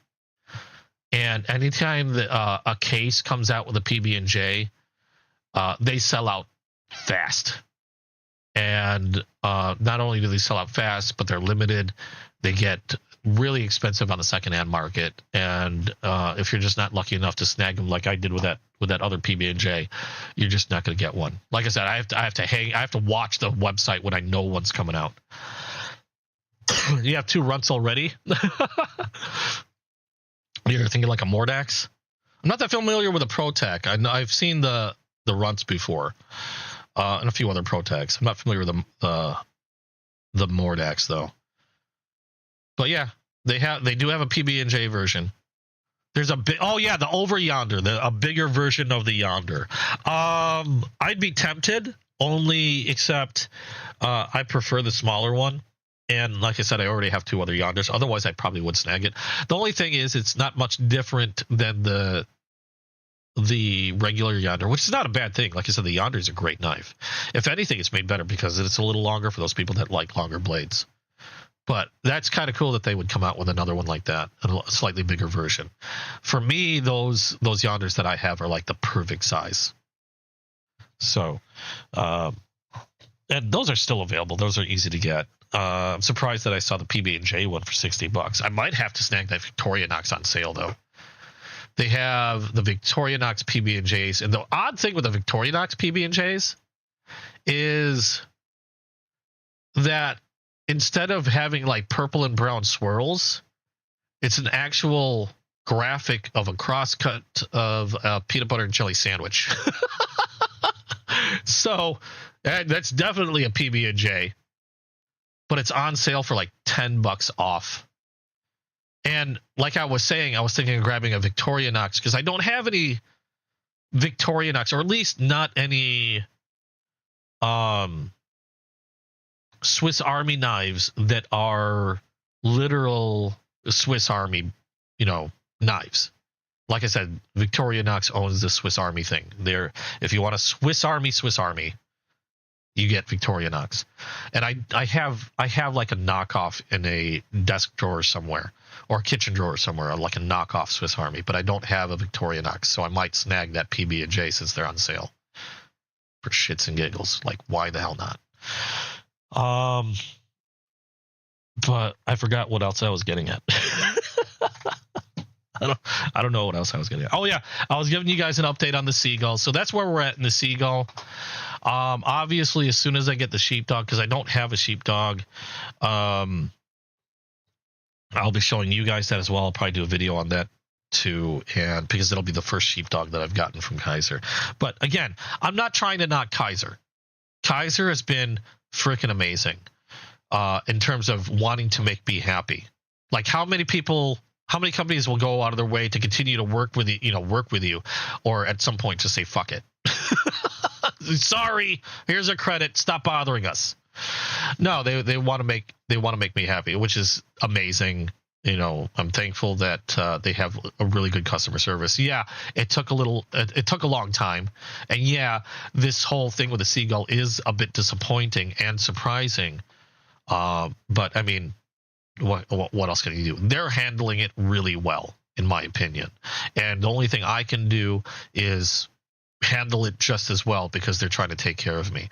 But I am curious to know if anybody else has the Seagull, and if they've experienced the same issue, or if their Seagull is working perfectly fine. Like I said before, I might try to do some extra work on these, which I know would end up voiding the warranty on these two, like grinding down some stuff maybe a little bit at some points to try to get them to work properly. But I know that's going to take some time, and I don't think I have all the tools to do that. I might know some people that can try to do that as well. Or they might want these back, in which case I'll send it back. No problem. So they're willing to take care of me. I'm happy about that. Holy cow, it's already 4:21. Okay, at this point, since I updated you on all that stuff, showed you some really cool knives, at this point, this is where I like to open it up. And if you guys have questions on anything that you've seen, anything that you'd like to talk about in regards to knives, you guys got anything cool looking, I do have a Discord. If you want to share photos of anything that you got that was, something that you picked up that was new, feel free to share them on the Discord. Ooh. Waylon sent pictures of a Borka Stitch and another pocket clip he's made. That stuff looks awesome. You're doing a really good job with those pocket clips and stuff, Waylon. Those things look amazing. I almost forgot I had coffee. It's kind of cold now. Oh, well. Iced coffee now. But yeah, let me know if there's anything you want to talk about in terms of knives. There is one thing. Somebody asked me a question, and I didn't get back to them on the Discord. They were talking about... Where were they at? Oh, it was... I don't know if he has a different name on YouTube. Somebody named John on the Discord. He was talking about how he loved Remette. I love Remette. They have some awesome stuff, and we were going back and forth a little bit because he had picked up a Remette Tercel, which is one of my favorite, or not Remette Tercel, a Concept Tercel, which is one of my favorite knives, and then we got talking to Remettes because he said that he showed me a concept Tarako, and then he said that, oh, you should get yourself a Remette Squirrel.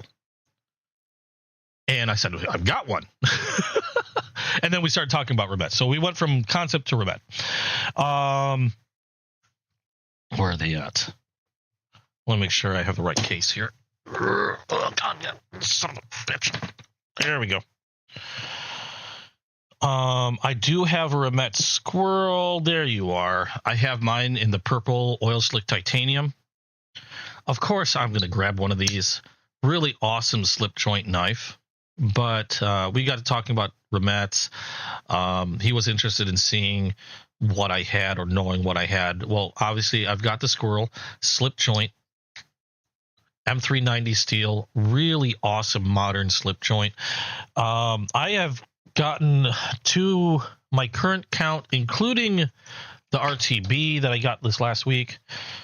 2, 3, 4, 5, 6, 7, 8, 9, 10, 11, 12, 13, 14, 15, 16. That's a concept. Did I say that right? 2, 4, 6, 8, 10, 12, 14, 16. 17 Remettes. Including the blue RT. This is my second RTBE. But 17 Remettes. Some of them are multiples. Like, I have a few of the rhinos, because the rhinos are some of my favorite budget Remettes. These you can get for like 30 to 40 bucks.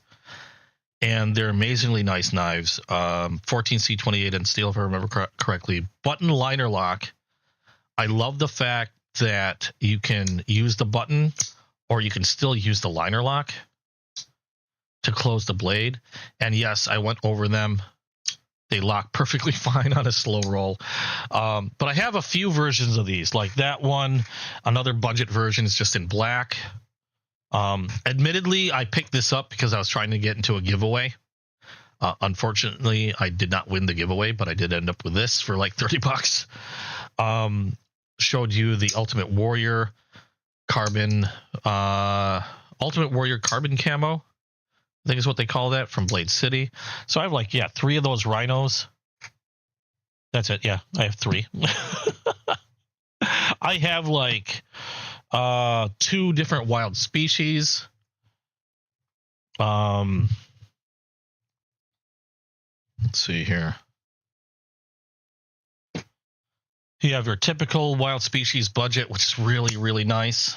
Liner lock, also 14C28 on steel. But I also got another. This one was also a Blade City. You can see the Blade City logo there. If it'll focus. Focus. Thank you.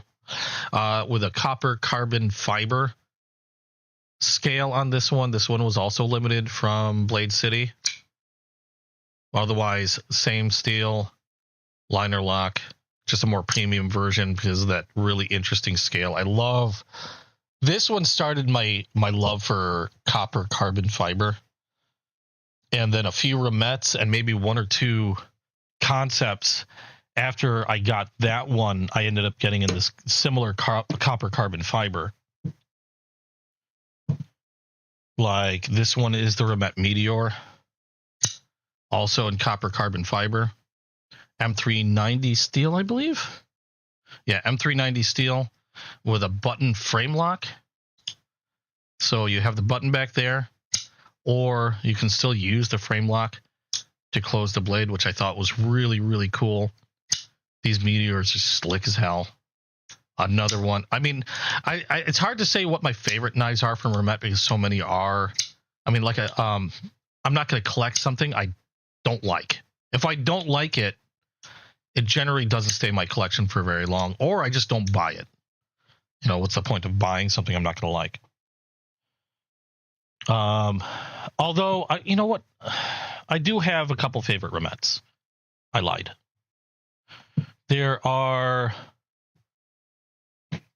2, maybe 3 Remettes that are my utmost favorite, aside from the Squirrel. The Squirrel's 3, 4 Remettes. Damn it. I look at some of these Remettes and then I'm like, no, that's a favorite too.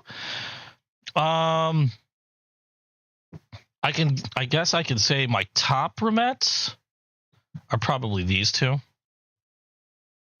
This one is the Two-Face, designed by Osho. Probably one of the more pricier Remettes in my collection. Compound blade, frame lock. Interesting thing on this one was that it originally was a rear flipper, but you can take the flipper off, and I positioned it as a front flipper because I really like front flippers. And you have a nice deep fuller on this, which allows it to open really easily using the fuller. I can reverse flick that with no problem. But really awesome knife, titanium, like a purple anodized or blue anodized titanium scale. And then this one was new for 2026. This one, admittedly, is shaping up to possibly be my favorite knife for 2026. I don't want to say too much yet because that depends on what. I mean, we still have the rest of the year to go. But this is the Remette Steed. These two knives are probably two of the top knives in terms of just nice premium knives in my collection. I love these knives. This is the Remette Steed. Just screams ultra slick in every way. You have a button activated frame lock, titanium scales with blue, in this case, blue carbon fiber inlay, full back liner. Love the pocket clip on this one. It feels super nice in the hand, ultra smooth and nicely contoured. It feels fantastic in the hand. That pocket clip is barely noticeable regardless of how I hold it. It just disappears in there.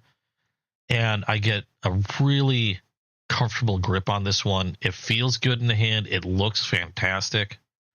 I like the blue accent on this. They do have various other versions. They have a really neat, slick, fully DLC version where the blade is DLC coated, the titanium is DLC coated, and then you have, I don't know what color, but you still have a carbon fiber inlay. This one's blue. They have purple like this, and they have yellow, I believe, or green. Is it yellow or green? Could be a light green. So they have a variety of different colors that you can get in this one. This is just, in my opinion, probably one of the sleekest and prettiest knives in my collection. But M390 steel and solid lockup makes it also a superb user. I mean, it's not just pretty. This will get the job done if you need to use it for anything. I have no doubt. This thing locks up beautifully. Love this thing. But probably one of my top knives in my collection, along with the Two-Face. I also really, really love this knife.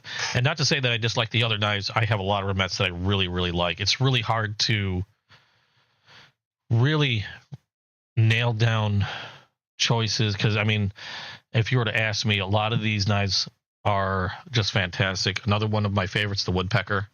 I still want to get other colors in this version. Kind of because the way the scales work on this, I want to start mix and matching colors. I just think they would look neat. Like if I get a green one, I can take the scale off this blue one, put it on the green one, and vice versa. And then now I have a blurple and green Woodpecker. They even have pink. They have regular like gray titanium. I believe they have a black and gold as well, I think. But really slick and clean knife. Got this one from Going Gear. Got a really good deal on it too. If I wanted to get another one, I'm sure I can get another really good deal on another Woodpecker. If I can still get them. Hopefully I can. But really, really awesome knife. I love how it's super clean and you can't see any of the pivots or the screws. They have them hidden. Oh, let me see if I can. There we go. Hidden in the scale here. So all your screws, your pivot are all underneath the scale. I love that once you put the scale back on, it's so nicely done that there's no movement on that scale once it's back on. it is just solid. They did a really amazing job on the engineering for this knife. Where you'd think that you put the scale on, you might find a little bit of movement in there, like it might rock a little bit. I don't get anything. It is just, you wouldn't think that that scale could be removed like that. Just solid knife. And even Remette's gravity knife. This was my first gravity knife I got from them. This is the budget version, 14C28N steel. With aluminum scales. They have one with titanium and M390 steel that I really want to get, because I just went with a budget version because this was my first gravity knife and I wasn't sure how well I was going to like it. Now that I've got it in hand, I think it's freaking awesome. I'd love to get another one. The only thing is I generally don't carry knives like this because while I can carry it lawfully, a lot of times when it comes to the law, they take in intent. And if you have the possible intent that it could be used on somebody, like even if you were to say simply, I hold it, I carry it for self-defense. If you were to say that, okay, that I carry a knife for self-defense, that tells them that you intend to use it on somebody, regardless of the fact that you said it was for self-defense. Okay, the fact that you stated that you're capable of using it against somebody, that could weigh against you. Now, the way I view it, these are all tools and everything, but when it comes to a gravity knife, it's a little harder to explain because of the connotations, the image that gravity knives have gotten over the years. Yeah, same with some switchblades and stuff. So they already have kind of a bad public image already. So I very rarely will, this one I don't carry. It's just a neat thing to have in my collection. And that's the only reason why I haven't nailed down a premium version yet. Because I do like to carry a lot of the knives that I get. Even that Remette Steed I've carried. But something like this, because it's kind of like, I can say, I'm a collector. I use this to cut packages and stuff like that. Plus, I'm a knife collector. I like neat, interesting knives. I collect knives. That would go a long way in me carrying something like this. But because it's a gravity knife, because of the imagery and history that, the perceived history, I should say, that gravity knives have, I probably won't ever really carry this one.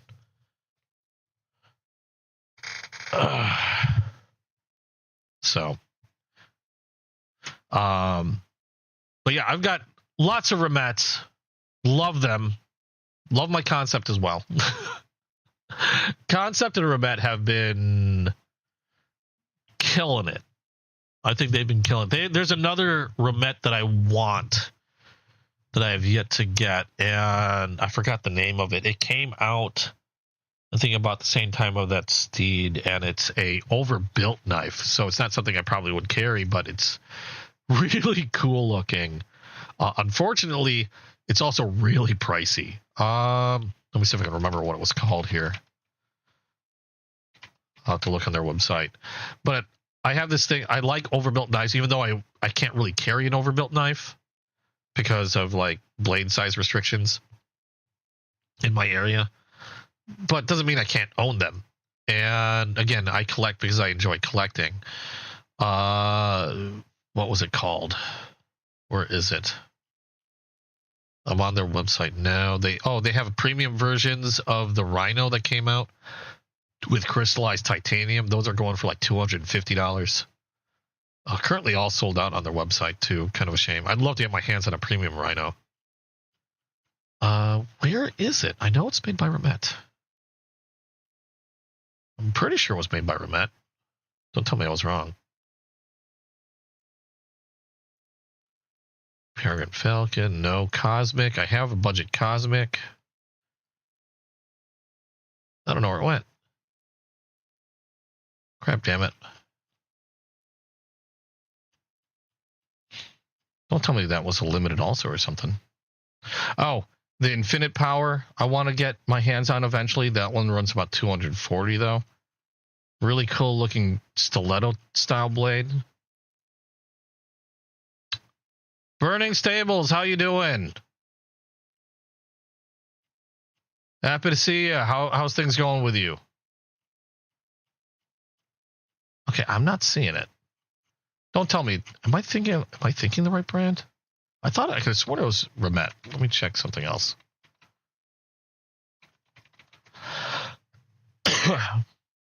I'm not seeing it. That makes me sad inside. Now I'm beginning to wonder if I got the right manufacturer. I'm pretty sure it was Remette, but I'm not seeing it on their site. It was an overbuilt knife. Darn it. Yeah, I'm not seeing it. Shoot. Well, kind of bites it. The funny thing is I just saw a video on it just several hours ago. Poop. Okay. Yeah, I can't remember what it's called. Crap. Oh, well. How are you doing? Just taking a slow day, not much knife making going on today. Yeah, I'm kind of just chilling right now. I was going over some new knives that I got this last week. Darn it, I put them all away. I should just keep those out, shouldn't I? I should have kept them out. I got a new Ketuo. I got some RoseCraft. I got a RTBE in blue from Remette. Those were those were the knives that I got just this last week. The RoseCraft have been the most surprising out of the knives because the quality on these things has been absolutely amazing. The ones I got were the RoseCraft. I'll get in a second. Dapper jigged bone and smooth blue bone copperheads. And just really impressive. The RTBE, I've got one of these before, but they came out with a new color. They have blue and they have red now available. And then the Ketuo Yakuza G10, which is an affordable version of their premium Yakuza, except this one uses more budget-friendly materials, so it's a lot cheaper in comparison, and that's this one here. But those are the new ones for this week, and those are pretty fun. I like those. I've got to check out more of your blades, Burning Stables. I've seen some neat stuff. Hopefully, eventually, I can get my hands on one.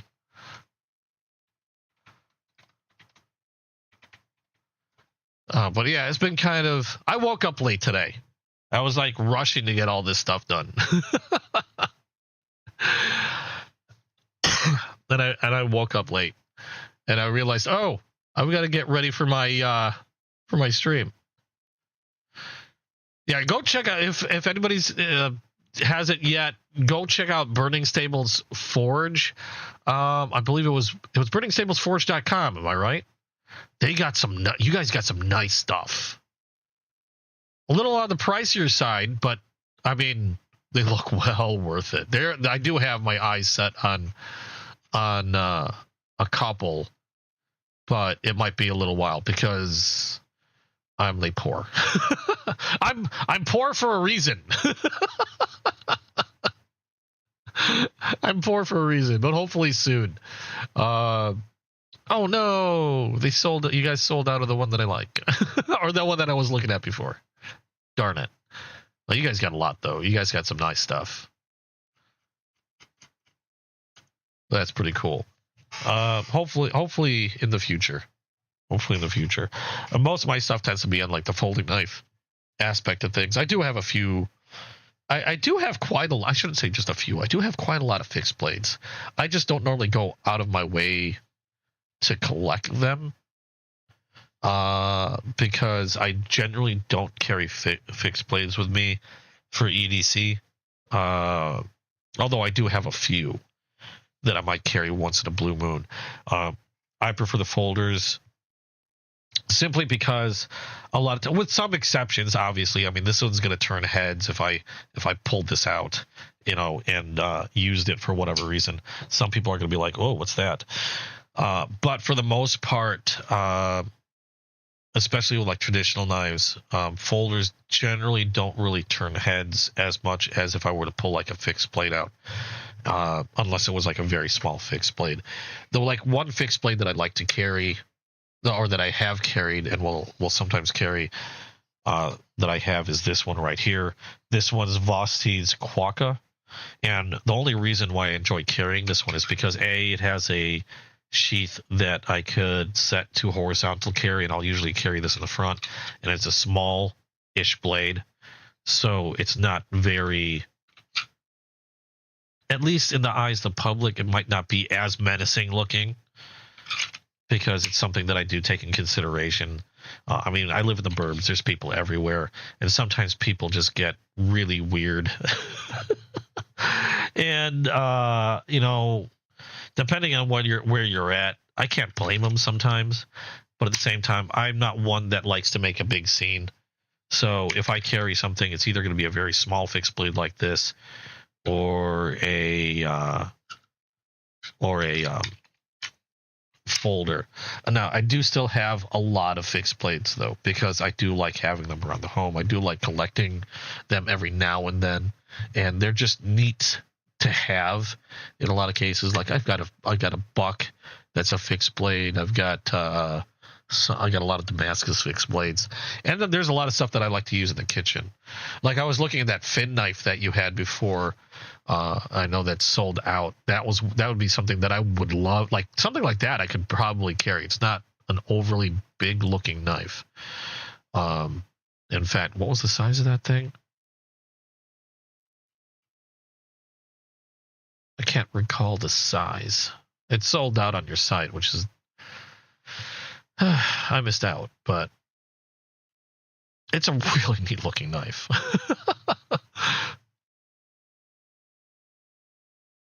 But something like that, I definitely would carry. And then, like, obviously, I have bigger fixed blades. A lot of times, I'll use stuff like that in the kitchen, like a kitchen knife.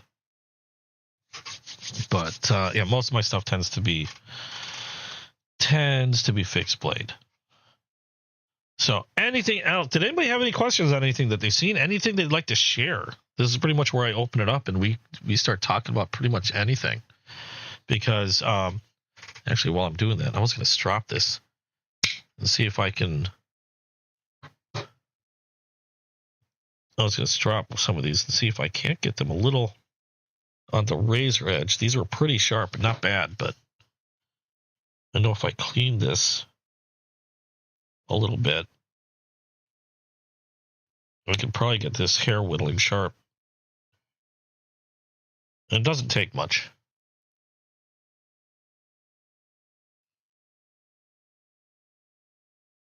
But yeah, if there's anything anybody has any questions about, again, this is how I learn. I've learned more doing this knife channel than I have in all my years of just collecting knives, because I've been able to get a lot of people like to share info. This is how I find out about a lot of knives that I've never heard of before. And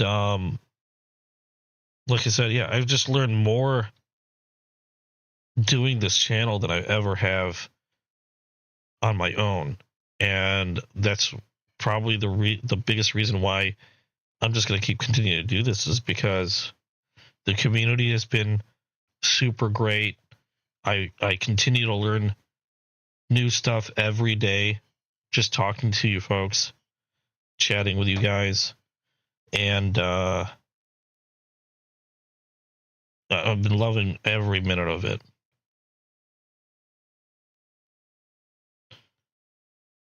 Not to mention, it sure as hell helps take my mind off other shit that I've got to deal through during the day. So it's really nice to have something like this, chat with people that share the same hobby, share information, and just learn.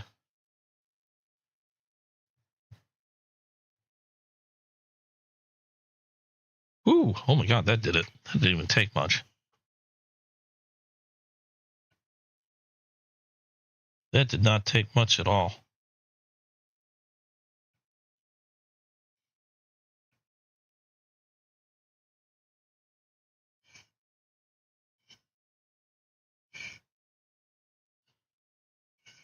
Like I said, a few passes do it. No, there was no kidding on that. That could shave a hair. I gotta need to find more magazines. I'm out of magazine paper, and I haven't even read the other magazine that I'm staring at right now. I do like to read my magazines before I start cutting them apart. Kind of a shame. I thought I had another magazine here, but I guess not. Whoops. Oh well. I'll have to test that out some other time. But nice one from Ketuo.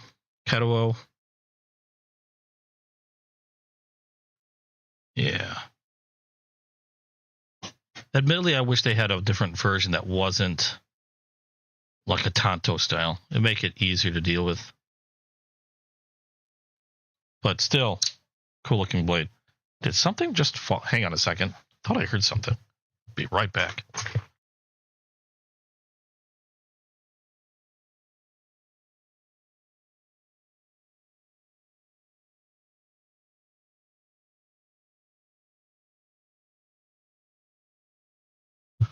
Okay, I'm back. I thought something fell.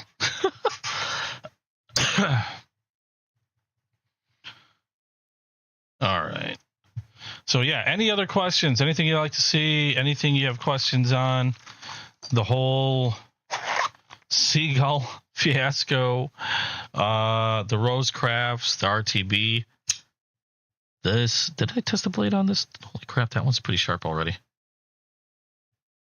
Yeah. Don't need to do anything with that one.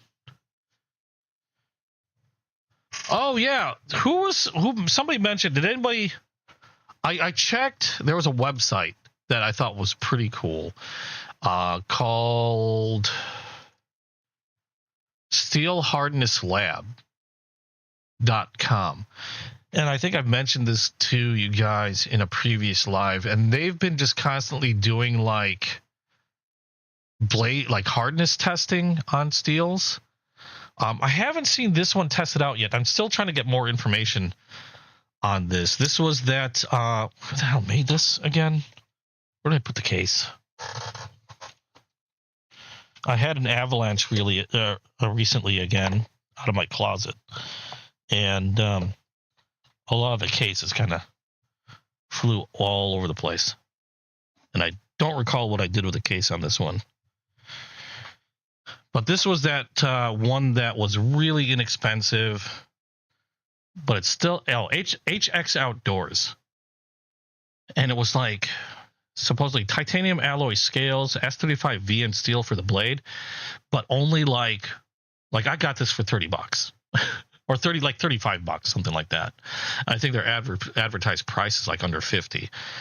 So I had like a lot of questions in regards to the treatment of the blade and other things, like how did they get this for that cost, because you don't really see materials like this except in knives that generally jump to around 100, if not a little bit more. So I was kind of surprised, and I've been trying to dig up more information and I can't find a damn thing. They're being very good about keeping mum about that knife. And oddly enough, I haven't seen these too often after I got this one. Like for a little while, I saw these all over Whatnot, and then they kind of like disappeared. And the one I got wasn't even from Whatnot, I don't believe. I thought I got it from Amazon. Yeah, I got it from Amazon. And are they still even available?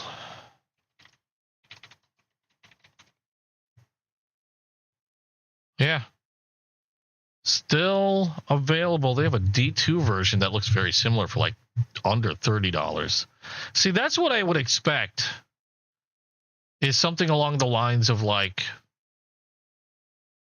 a D2 steel blade for the cost that I paid for this thing. They have a non-blued version, looks like all gray, S35 VN steel, titanium alloy, So exact same version as this, except different color, and that's coming up to like 5627 from what I can see. So yeah, I do have questions on this. Oddly enough, I'm not seeing the blue one. I see a black and I see the gray, but the blue one's disappeared. No, well, they have it showing in another photo, but I'm not seeing it for sale.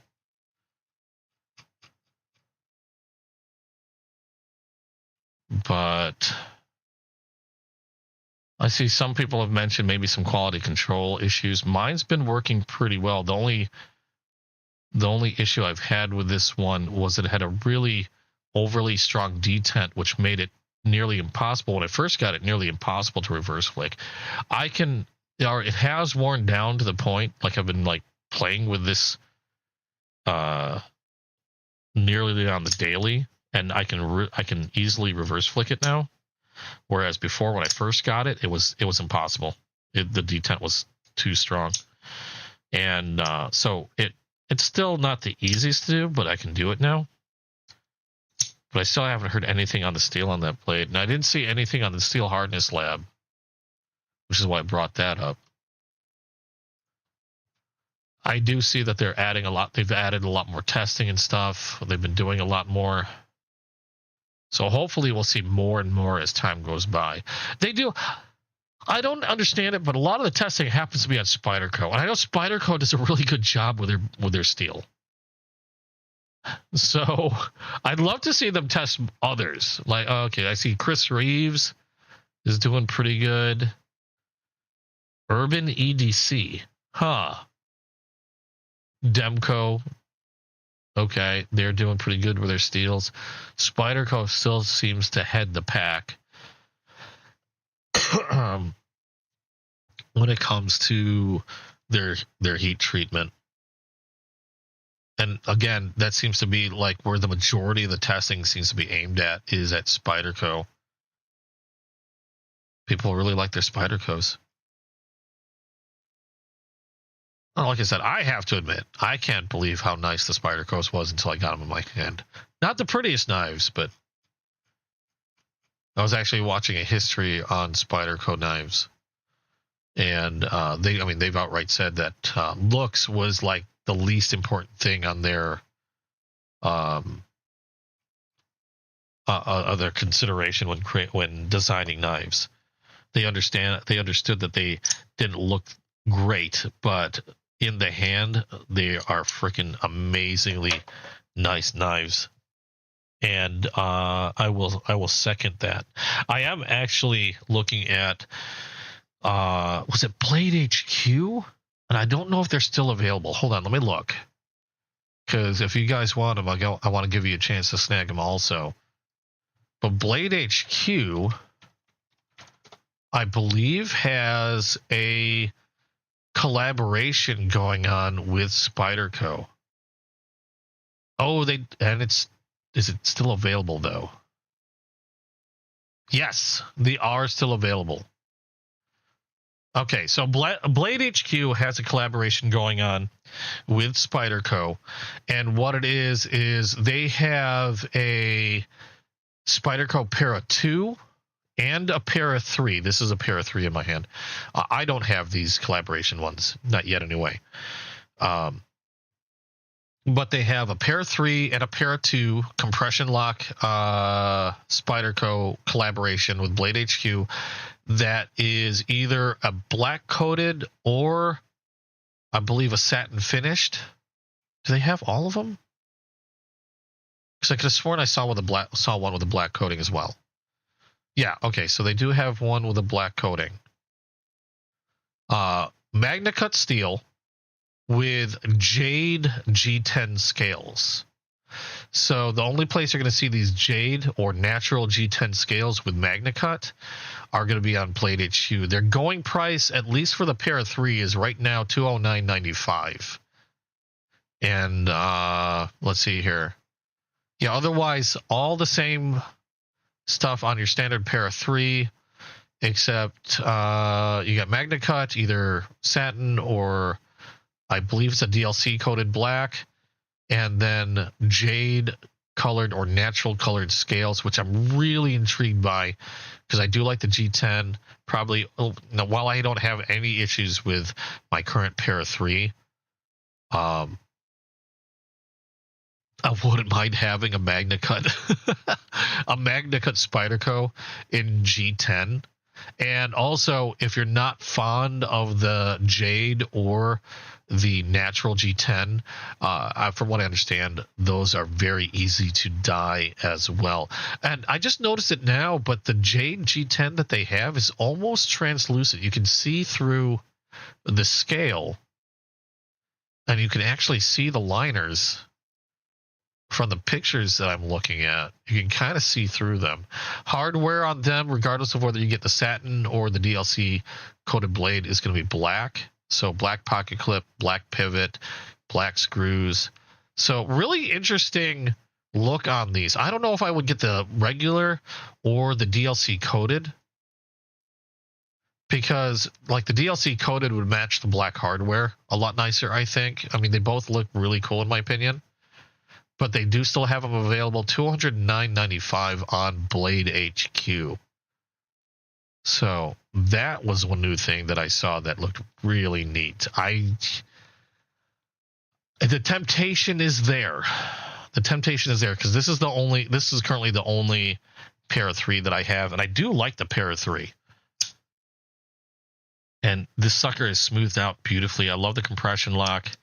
It's dropped shutty now. Before it felt like it just had to break in a little bit, and it's been absolutely great. This is another one that I actually enjoy carrying in my pocket.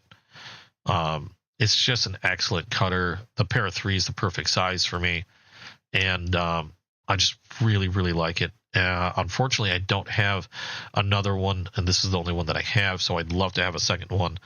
Kind of like how I have two for my Sage. I got the Sage 5. That's probably my favorite Spyderco still.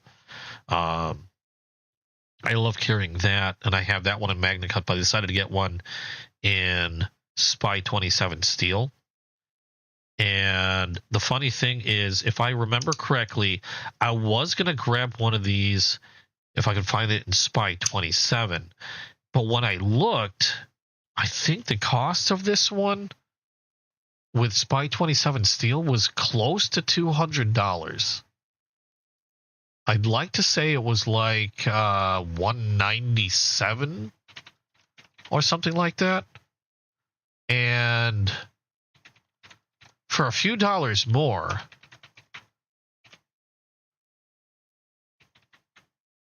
I might just get the MagnaCut with the Jade G10.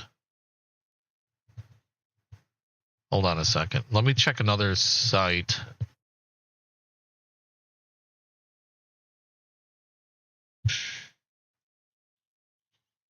Oh no, okay. So wait, hold on a second. I'm getting two different prices here. Never mind. Okay, so I am seeing a 168, at least on Amazon. So okay, so not that bad. That pricing is a little better because sworn I saw it for more. Unfortunately, they seem to vary a little bit on Amazon. They've got different sellers, I guess, because I see another one at 175 for the Para 3 in Salt, or I'm sorry, in MagnaCut. Oh, wait, not MagnaCut. I'm sorry, Spy 27. I'm mixing my words up. Spy 27 steel was the one I was looking for. And I see a 169. I see 175. I don't know where I saw the 197 at. But that's still not that bad. I still might just, if I'm going to get another one, I might just go for the Jade with a MagnaCut. It's not that much more. I mean, if I'm going to go pay that much for a Spy 27, $50 more for a Jade G10 version is not a bad deal, especially with MagnaCut. I just might have to do that. And it's an exclusive, so you can't get it anywhere else other than in Blade HQ. And I tend to sucker myself into exclusives. I can't help it. There's something about having something, having a unique item that's kind of hard to, I don't know. I know some people call it FOMO. I just like having. I like the unique stuff, whether it's It doesn't matter that you can get a better price for it if you're a reseller or anything. I just like unique things. The only problem with getting something that's unique is replacing it if something were to happen. Because I know that pair of 3 I'd want to carry. Or maybe just keep the pair of 3 in G10 and carry my FRN version. I don't know. I could just do that as well.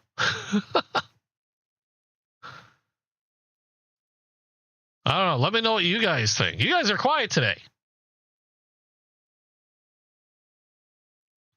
Let me know what you want to see. Let me know what you want to hear. If you got any new information, is there any other RoseCrafts I should be looking at? I know these were new for 2026. I'm really glad I got them. These are freaking amazing quality on these RoseCrafts. Super awesome. All the other RoseCrafts I've seen, other than the Hatchie, though, have been in D2. I'd like to see more in 14C28N or any other steels for that matter. I'd like to see, I don't know, if you want to keep it similar to 14C28N, then maybe like Nitro V, or even if they had anything like premium steels like S35VN or something along those lines, those would be pretty cool as well.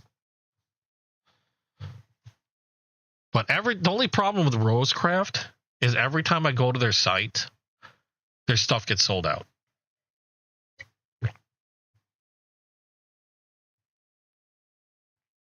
So at least for me, I'm finding that I'm having a much more difficult time getting a hold of like a new RoseCraft.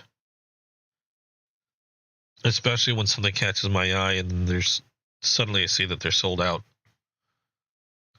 There's a couple of Gateway Jack Wolf. Hold on. Jack Wolf is something that I've been wanting to get a hand at. What do you mean Gateway? You have my attention, Waylon. You have gotten my attention. And when you say gateway, like from where? Because I know prices are still going to vary. Are they actually called gateways?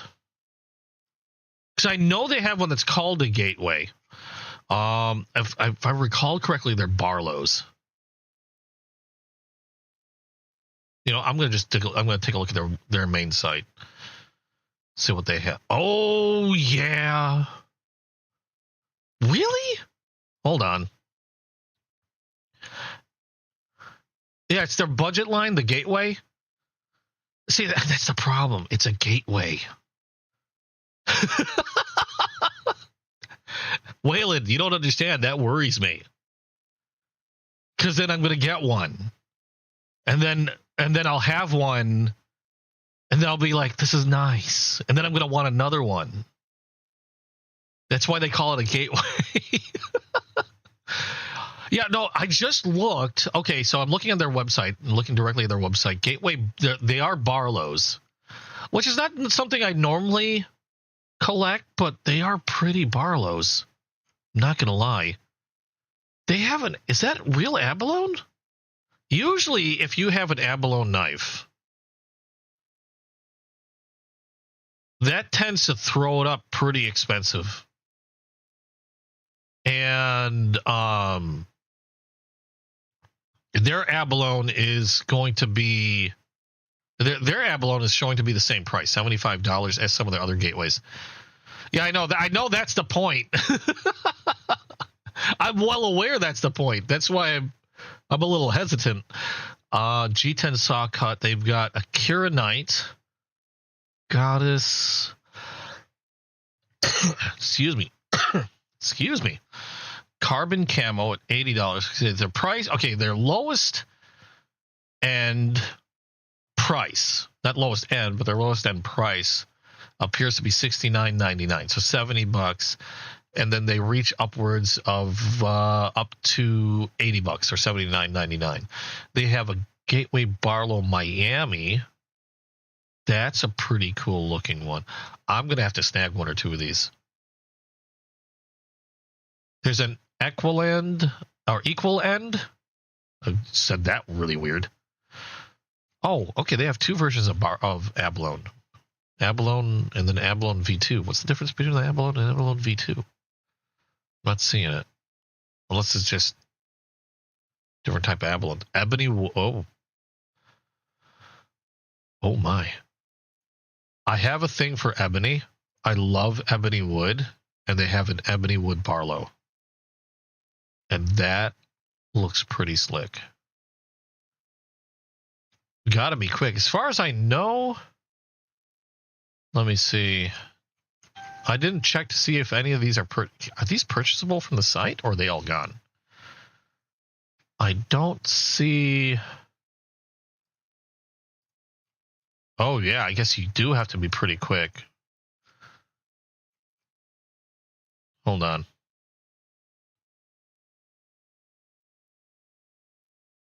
He's doing a crap. Oh God, that snuck up on me. Excuse me. Whoa, I didn't even have a chance to mute or anything. That just like, hello. Lost a brain cell on that one. And sorry, I am using a headset mic, so my apologies on how that might have come out on your end.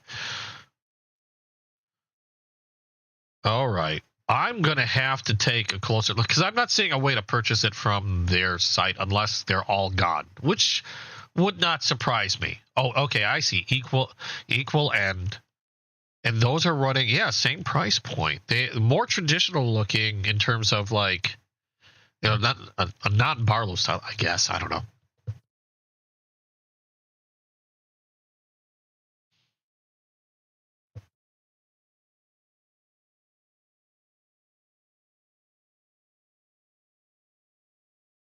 Oh my God, I had to sneeze again. I don't know what happened there. Sorry, my apologies. I tried to mute.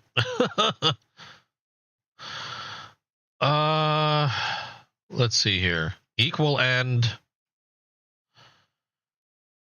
These look pretty cool. The Camo Carbon 80s are not. That doesn't surprise me if they'll sell out quick.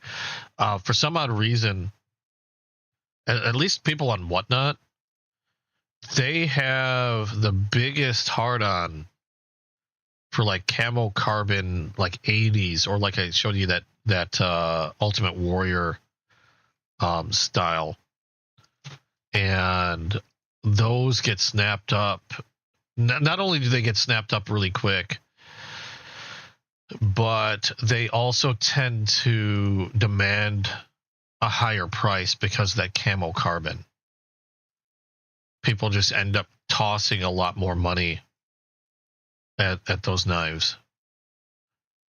Now, I am checking something other than Jack Wolf's direct, their website. I am seeing that a lot of these are not in stock. In fact, I don't see any of them in stock. Looks like those Jack Wolfs go fast. At least every Jack Wolf gateway that I've seen so far, even the pricier stuff, they are all gone. At least on that website.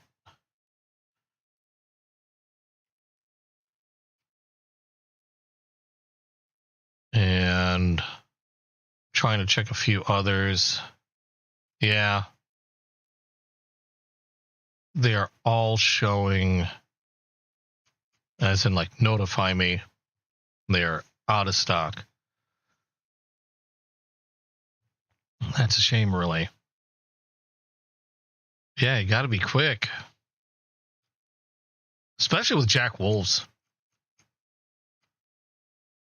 I really would love a Jack Wolf knife, but a lot of the Jack Wolf knives that I've seen tend to be in the higher price. I wasn't really aware of these lesser price ones. Maybe because I don't really see them ever in stock. They just done disappear.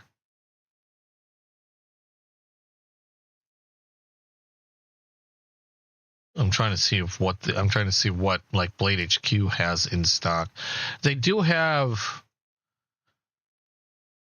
a few Jack Wolf knives in stock, but they all tend to be along the lines of, I think their lowest price one, the Timberjack at $165. The gunslingers look really cool, but they're looking at, you're looking at $350 for those. I do like to look at the gun stock ones, though. Not gonna lie.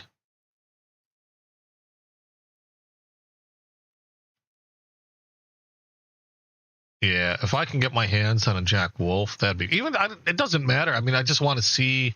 I mean, people love them so much, and I can't really say much about them because I don't own one. I mean, obviously they get snapped up faster than hell. And they're gone in like instants. So, obviously something's got to be going on with these things. I would just like to be able to experience it myself before really saying anything about it. Because again, I can't really talk from experience on those. I wonder if I can. I might have to talk to some of my other contacts and see if they might not be able to get a hold of some Jack Wolves for me. I keep grabbing the Ketuo Yakuza because I keep playing with it. If I get a knife that's very fun to fidget with, I can't help it. I fidget with it. It's going to happen.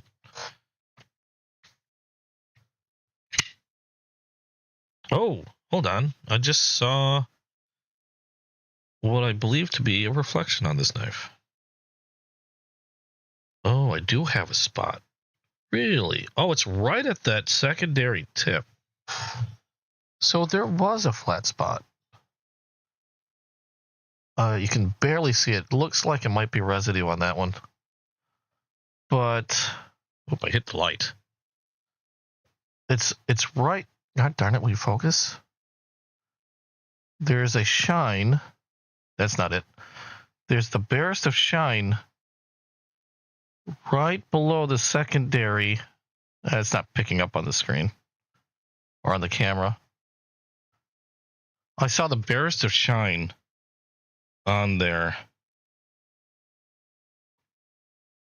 that I will have to work out, because that tells me it's like a flat spot, like I might have hit something.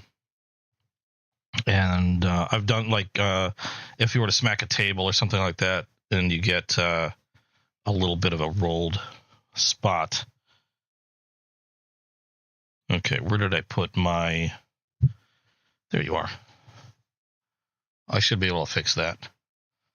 Ben will be on. Who's Ben? I'm not familiar with Ben. All the Jack Wolf knives you see are like 3. Yeah, there's a lot of that tends to be the average price that I see. So it depends on the model. Like I said, I saw the Timberjack.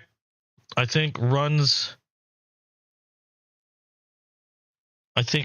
165 on Blade HQ, and I think they have like 1 or 2 of those models still in stock. I haven't checked every retailer yet. I don't know. Not everybody carries Jack Wolf. Blade HQ said they're running a sale on some. Oh, that's gone. That was really fast. Like I said, I didn't think it was going to take that much. I did like barely 2 light passes, and now that flat spot's gone. Maybe that was a light burr that I somehow missed.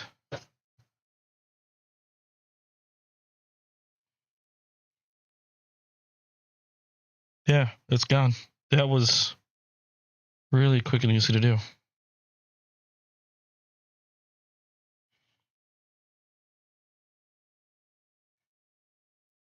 Not every knife you get can be perfect.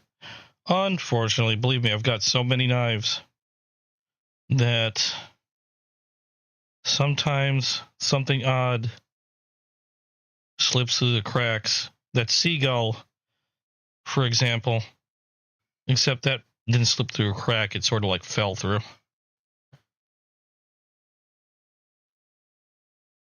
Yeah, that.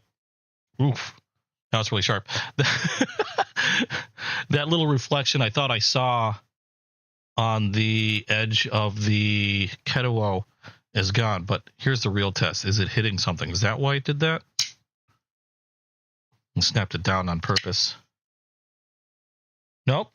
It's not hitting anything in there, so I could have bumped it on something, not realized, because I have been playing around with this knife before I unbox it here. I unboxed it already. I just kept it in the box to do the reveal on live. So I'm wondering if I hit something, because it's perfectly fine now. Huh. Okay, good. And who's Ben? Is Ben, is he the one that does the Jack Wolf knives? I'm sorry, I don't know everybody on the on the knife scene. I wish I did.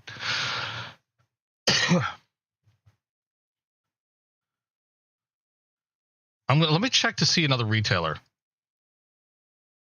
Because the only ones I've checked so far was Blade HQ and SMKW, which I know carries Jack Wolf. I don't know if anybody else I know carries them.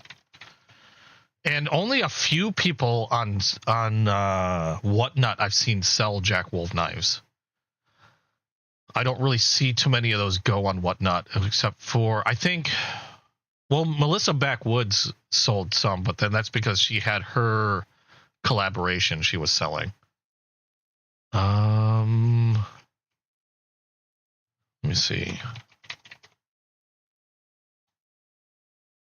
Looks like Knife Center carries Jack Wolf as well. However, a lot of their stuff is on the pricier end. They do have a lot more Timberjacks at $165, but that appears to be it. I don't see any. Yeah, it doesn't appear like they sell any of the Gateway or the Equal End ones. So if I were to get a Jack Wolf knife from Knife Center, it's going to be at the least expensive point. It's going to be like around $165 for one of the Timberjacks. Personally, I did like the Barlow. The Equal End looks kind of interesting. I don't know. I'm on the fence with the Equal End. The Barlows actually look pretty nice. But to be honest, my favorite looking ones right now are the ones that are out of my price range. Those are the Gunslinger Jacks with the bolster lock. Except those are running at $350. The bolster lock and the After Hours. That's another one. The After Hours is really, really cool. But those are the ones that, if I had the money, those are the ones I would gravitate towards. The K9 Jack's not bad looking. I like that. That has an interesting profile on it. But yeah, those Gunslingers or the After Hours. That's what I would know. Like, those are immediately the ones that when somebody says, like Jack Wolf knives, those are the ones that I'd like to take a look at. They're just out of my price range. And I know people are saying, well, if you didn't buy so many other knives, you could afford one. But I like these knives too. I mean, and I think I like to show knives like, like the RTB, the more budget friendly, because not everybody, can drop $350 on a knife, on a whim. And I like these knives because, one, they're easy to get. They're good knives for a very affordable price. And like a lot of people out there, you're just looking for something that's really nice, will do what it needs to do, and is affordable. And I like showing these because you can get something like that and still have a very good-looking knife to boot, like these RoseCrafts, for example. At $70, you don't have to spend hundreds of dollars to get a capable knife. The Jack Wolves, I think, are fantastic and great to have. And I can understand with some of them why the price tag is so high. I mean, I'm looking at S90V steel, American made, and I would assume the craftsmanship is awesome. But like a lot of people, they're just out of my price range.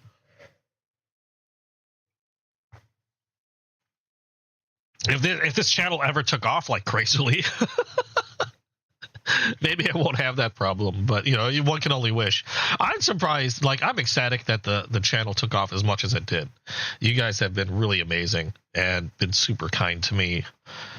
And like I said, I'm doing this because I just enjoy talking about these things. I enjoy sharing my hobby and meeting people that have similar interests.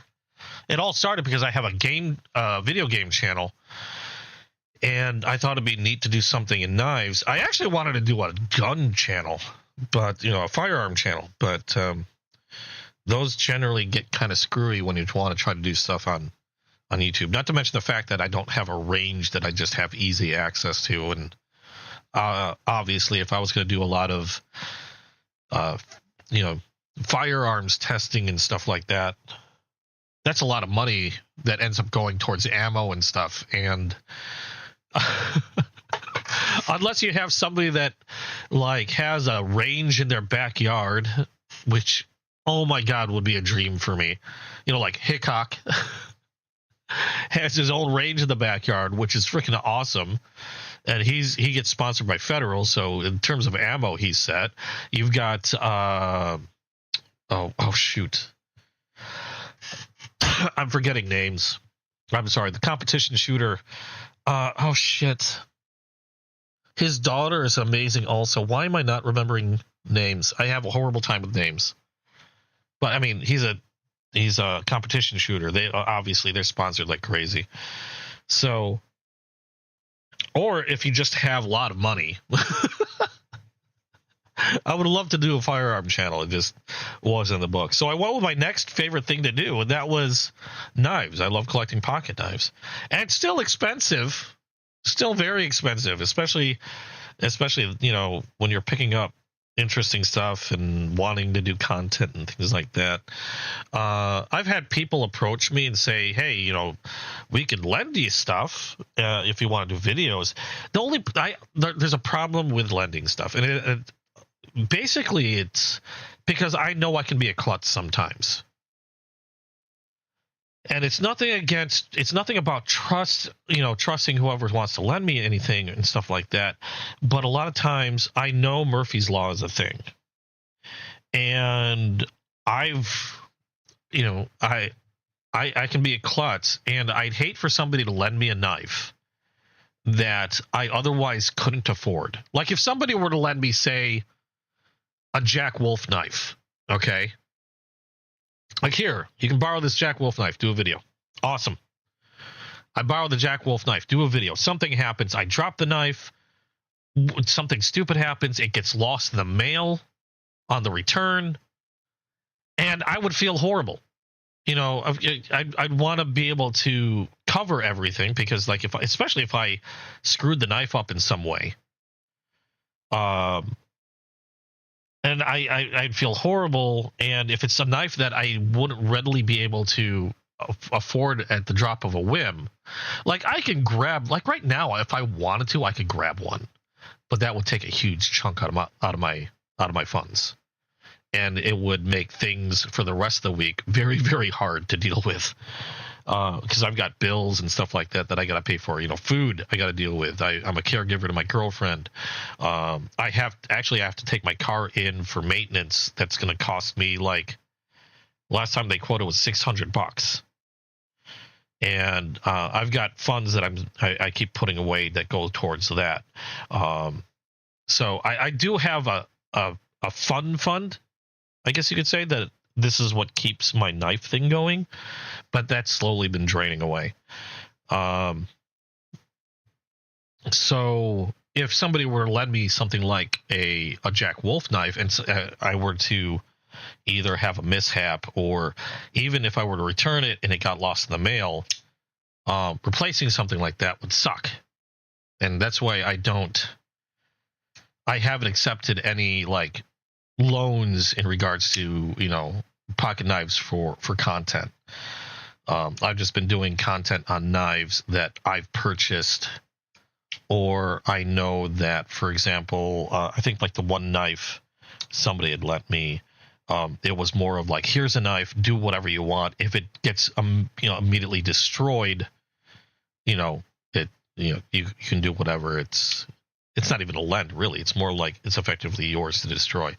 That's like the one time I've accepted a knife from somebody else, because they didn't really care what happened to it. And that felt a little better because I knew if something were to happen, if I break it, or they actually wanted me to do tough stuff with it. That, in that regard, okay, that's a little better, because then I don't have to worry about covering something that breaks. But yeah, that's why I haven't accepted any like lending of gear.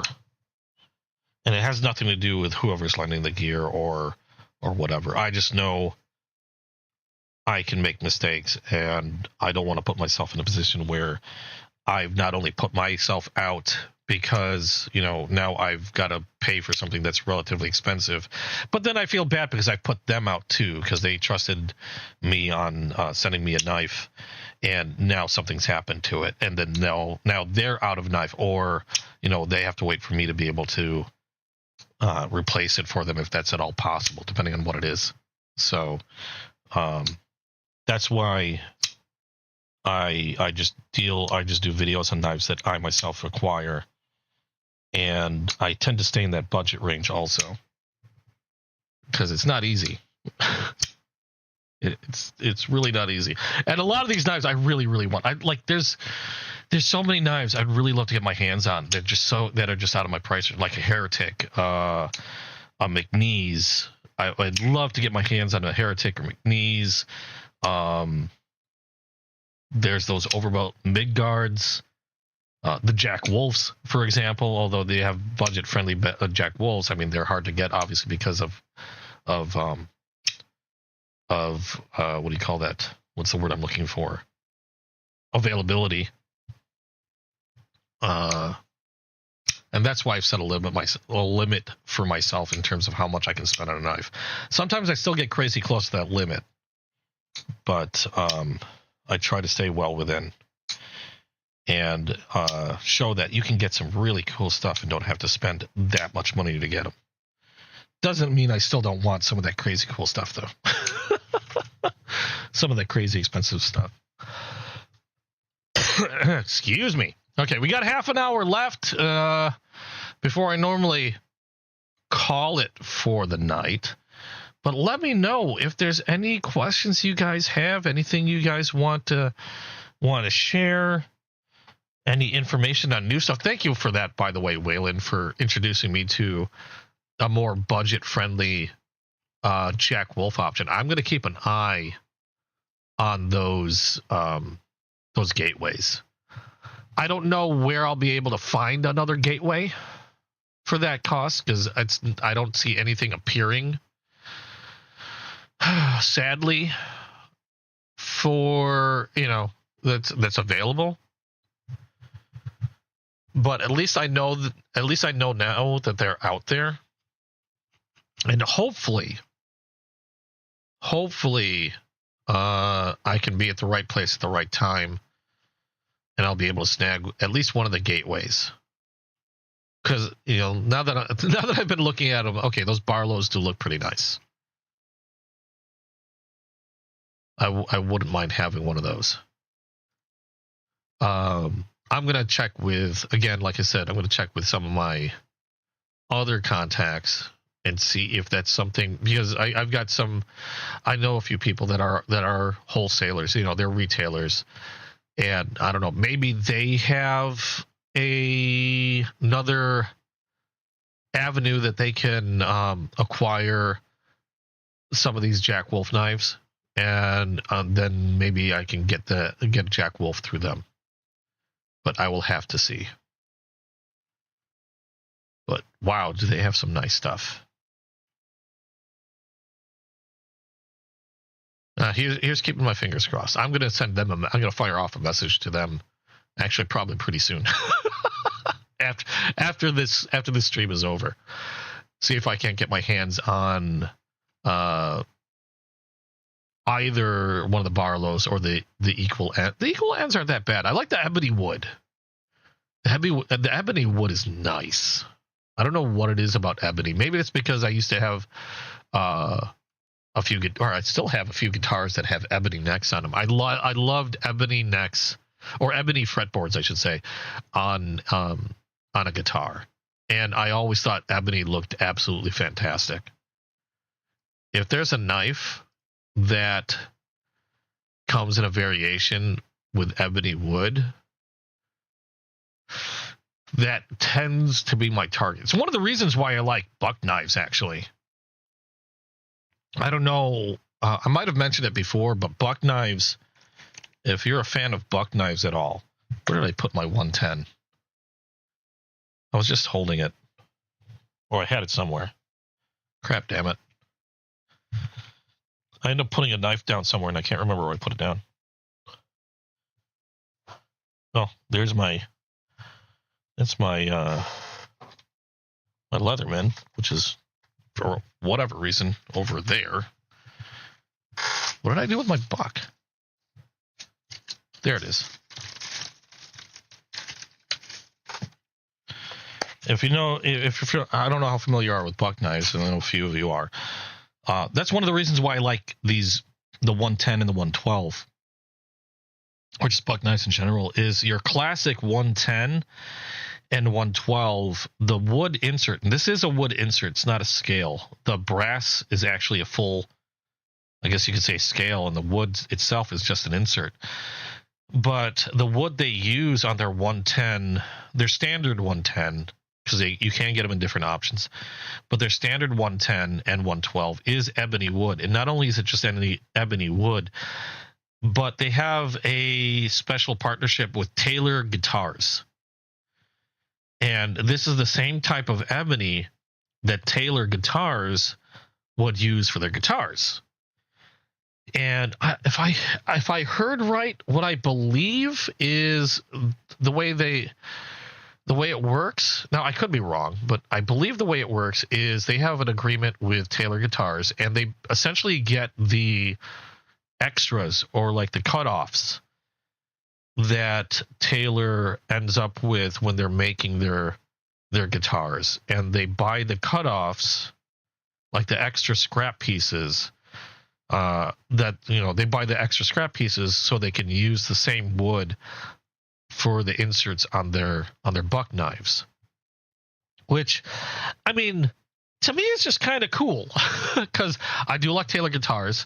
They make fantastic guitars. And just the thought that it's the same wood that you'll find on a Taylor guitar that you find on the buck knives. I don't know. I know it doesn't, for some people it's not going to mean anything, but to me, I just think it's another added cool little tidbit about buck knives. And one thing about Taylor Guitars is obviously they pick some of the best ebony for their fretboards.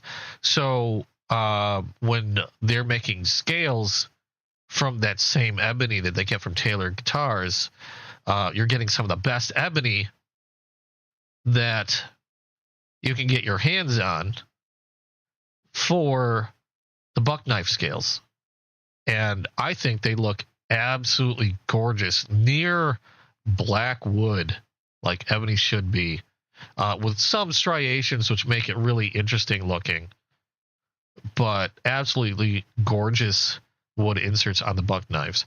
And I just thought that was an interesting tidbit. So yeah, I have this thing for ebony wood.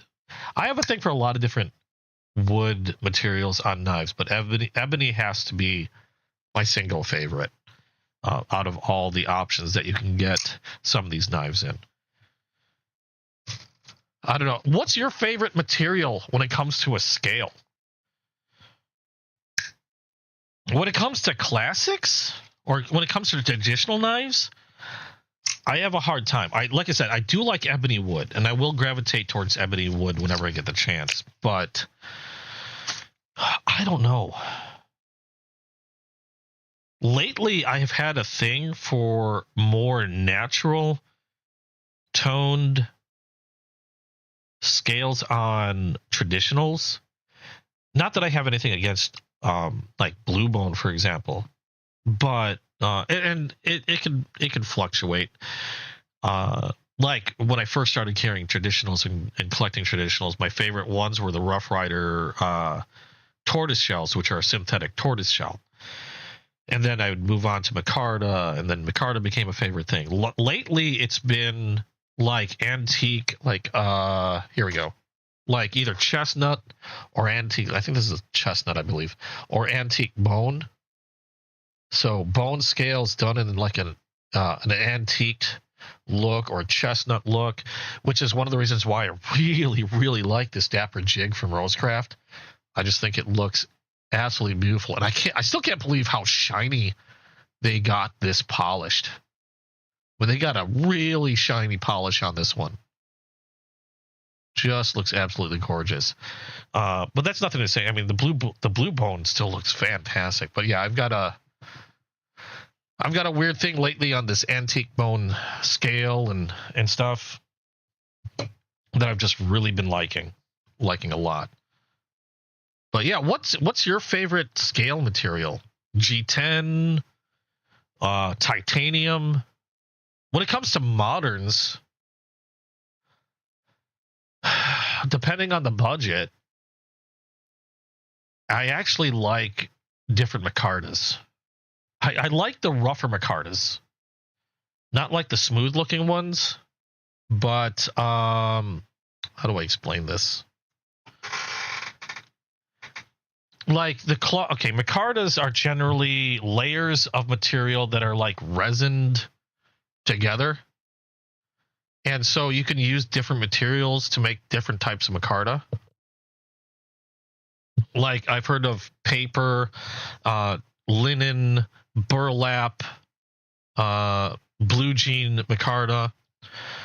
And out of all of those, my favorites tend to be things along the line of like burlap, where you can see like a large crosshatch of the fibers. Because something about that pattern I really like. Blue jean isn't too bad because a lot of times you can see the pattern in that as well. I think I prefer those types of micartas for my more budget-minded knives. Obviously, when it comes to premium knives, a titanium pretty much all the way. either titanium, or I still have a thing for copper carbon fiber because I just love the look of copper, either copper flake or like copper being layered into the carbon fiber.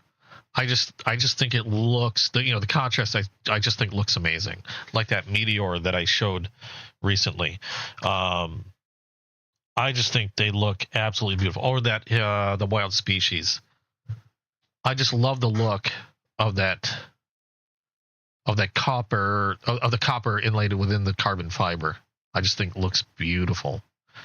So titanium or this is what I'll generally gravitate towards in terms of favorite types of scale material. And then obviously titanium can be done in so many different ways. It's pretty crazy. My favorite, like, to carry knife lately is from Concept. I showed that one last week.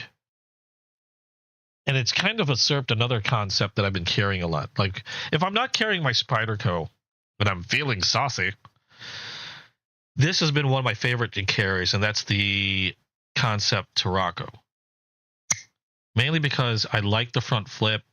It's just a really sleek No nonsense. Looks absolutely gorgeous knife. I do want to get another one of this in a different, like I got the Tiger Stripe titanium right now. I do want to get a different one just to have, because I really like this knife. I do enjoy carrying this one. One of my favorite carries aside from the Spyderco's. I still do carry this one on occasion. I just love the knife. It's a solid front flipper, solid user knife.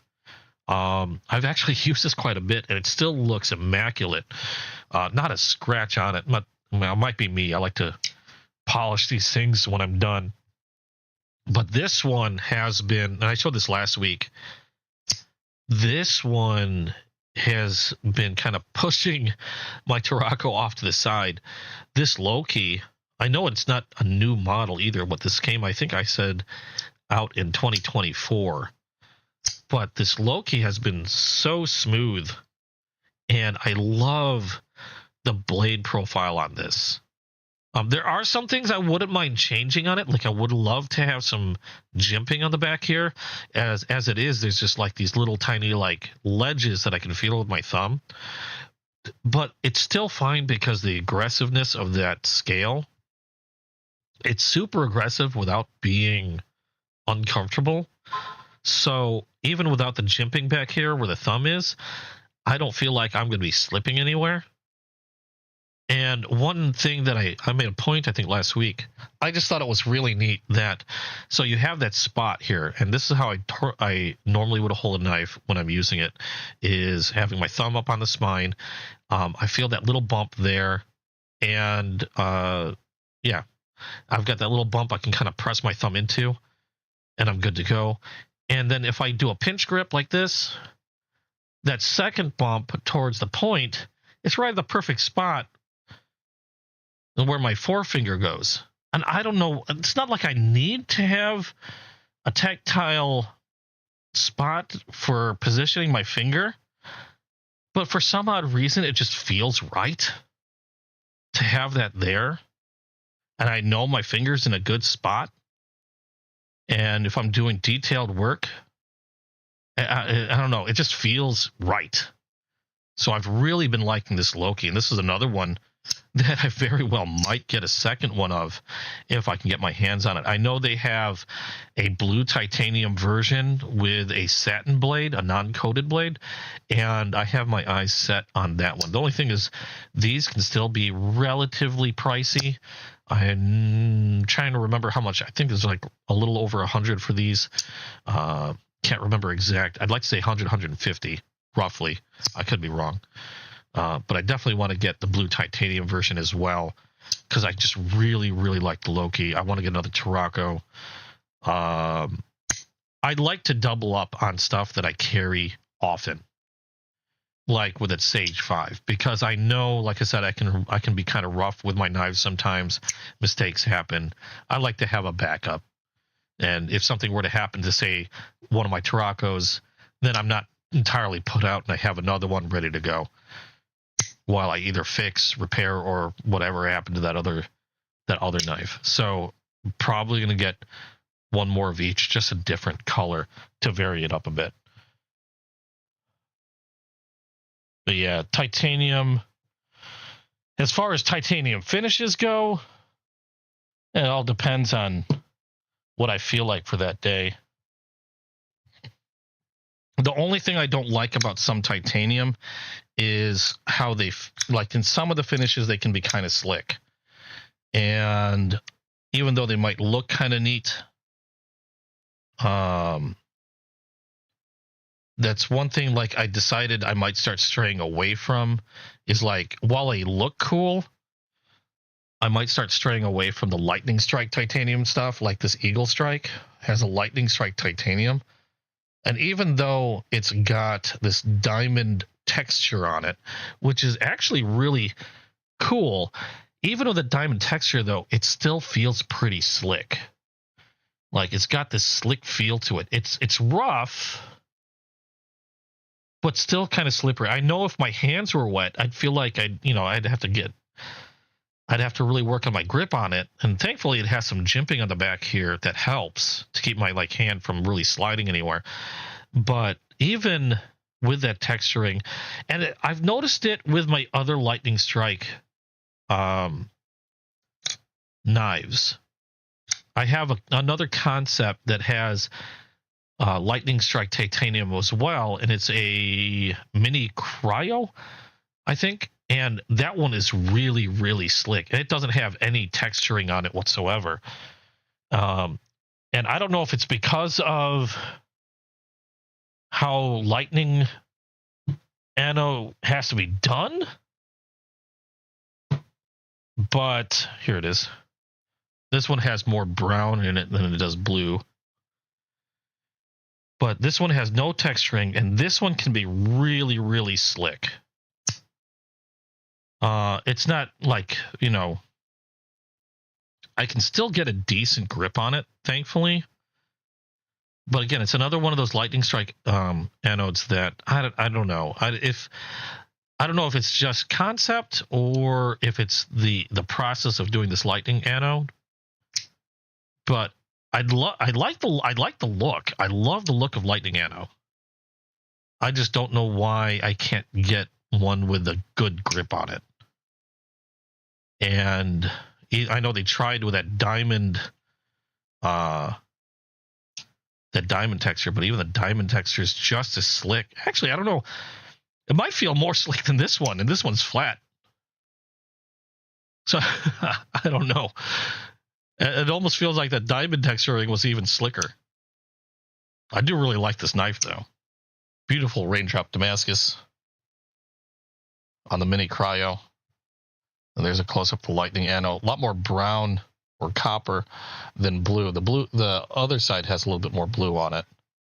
But I thought that was pretty interesting.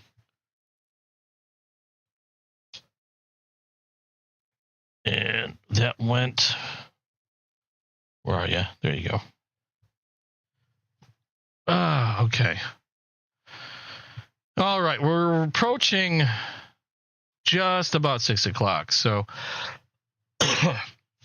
I'm at the point where I'm going to need to deal with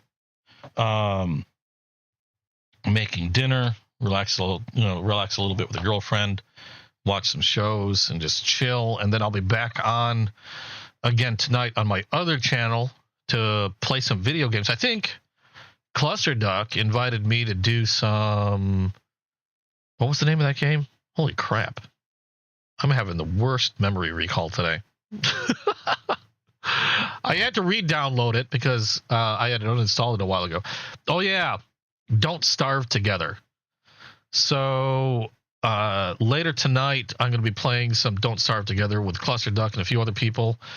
And hopefully we'll be having some fun. That'll be on my other channel, my gaming channel, Durana's Game Cave. But if nobody else has anything to add, I think we're going to go ahead and end it for tonight. Thank you guys so much for joining me. I hope you guys had some fun watching.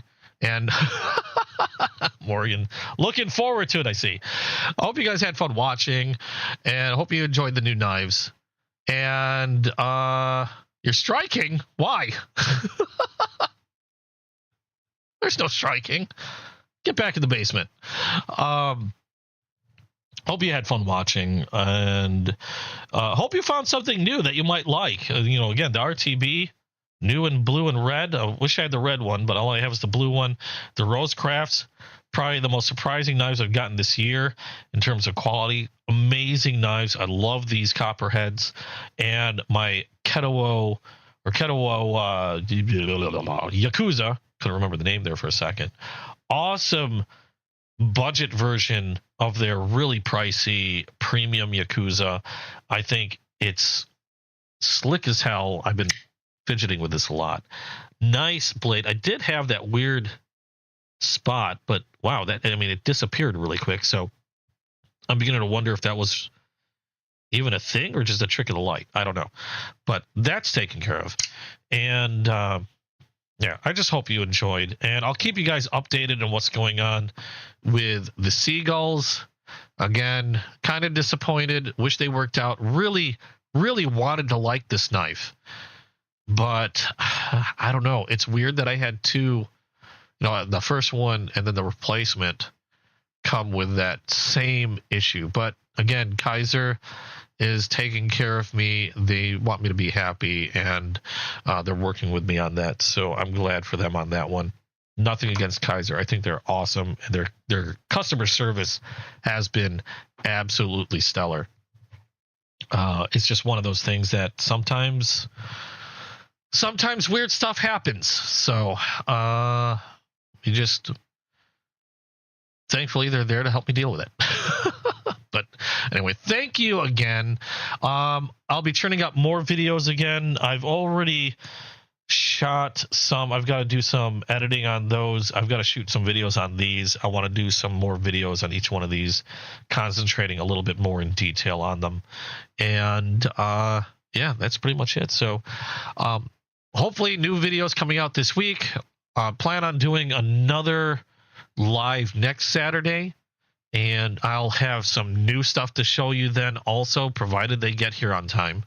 They should. I have new stuff coming in from Case. I might have some new modern stuff coming in as well. But I think next week's show, next week's live, there's probably going to be more traditionals than anything, to be quite honest. And I'm excited because I do like my traditionals. So thank you guys again so much for all your support. You guys have been absolutely amazing to me. We're just going to go ahead and end it here. Thank you. Thank you. Thank you. Everybody that was in chat, anybody that was just lurking about, and hope to see you guys in the next video. Still no closing on this one, so I'm just going to cut the video. Hope to see you guys again soon.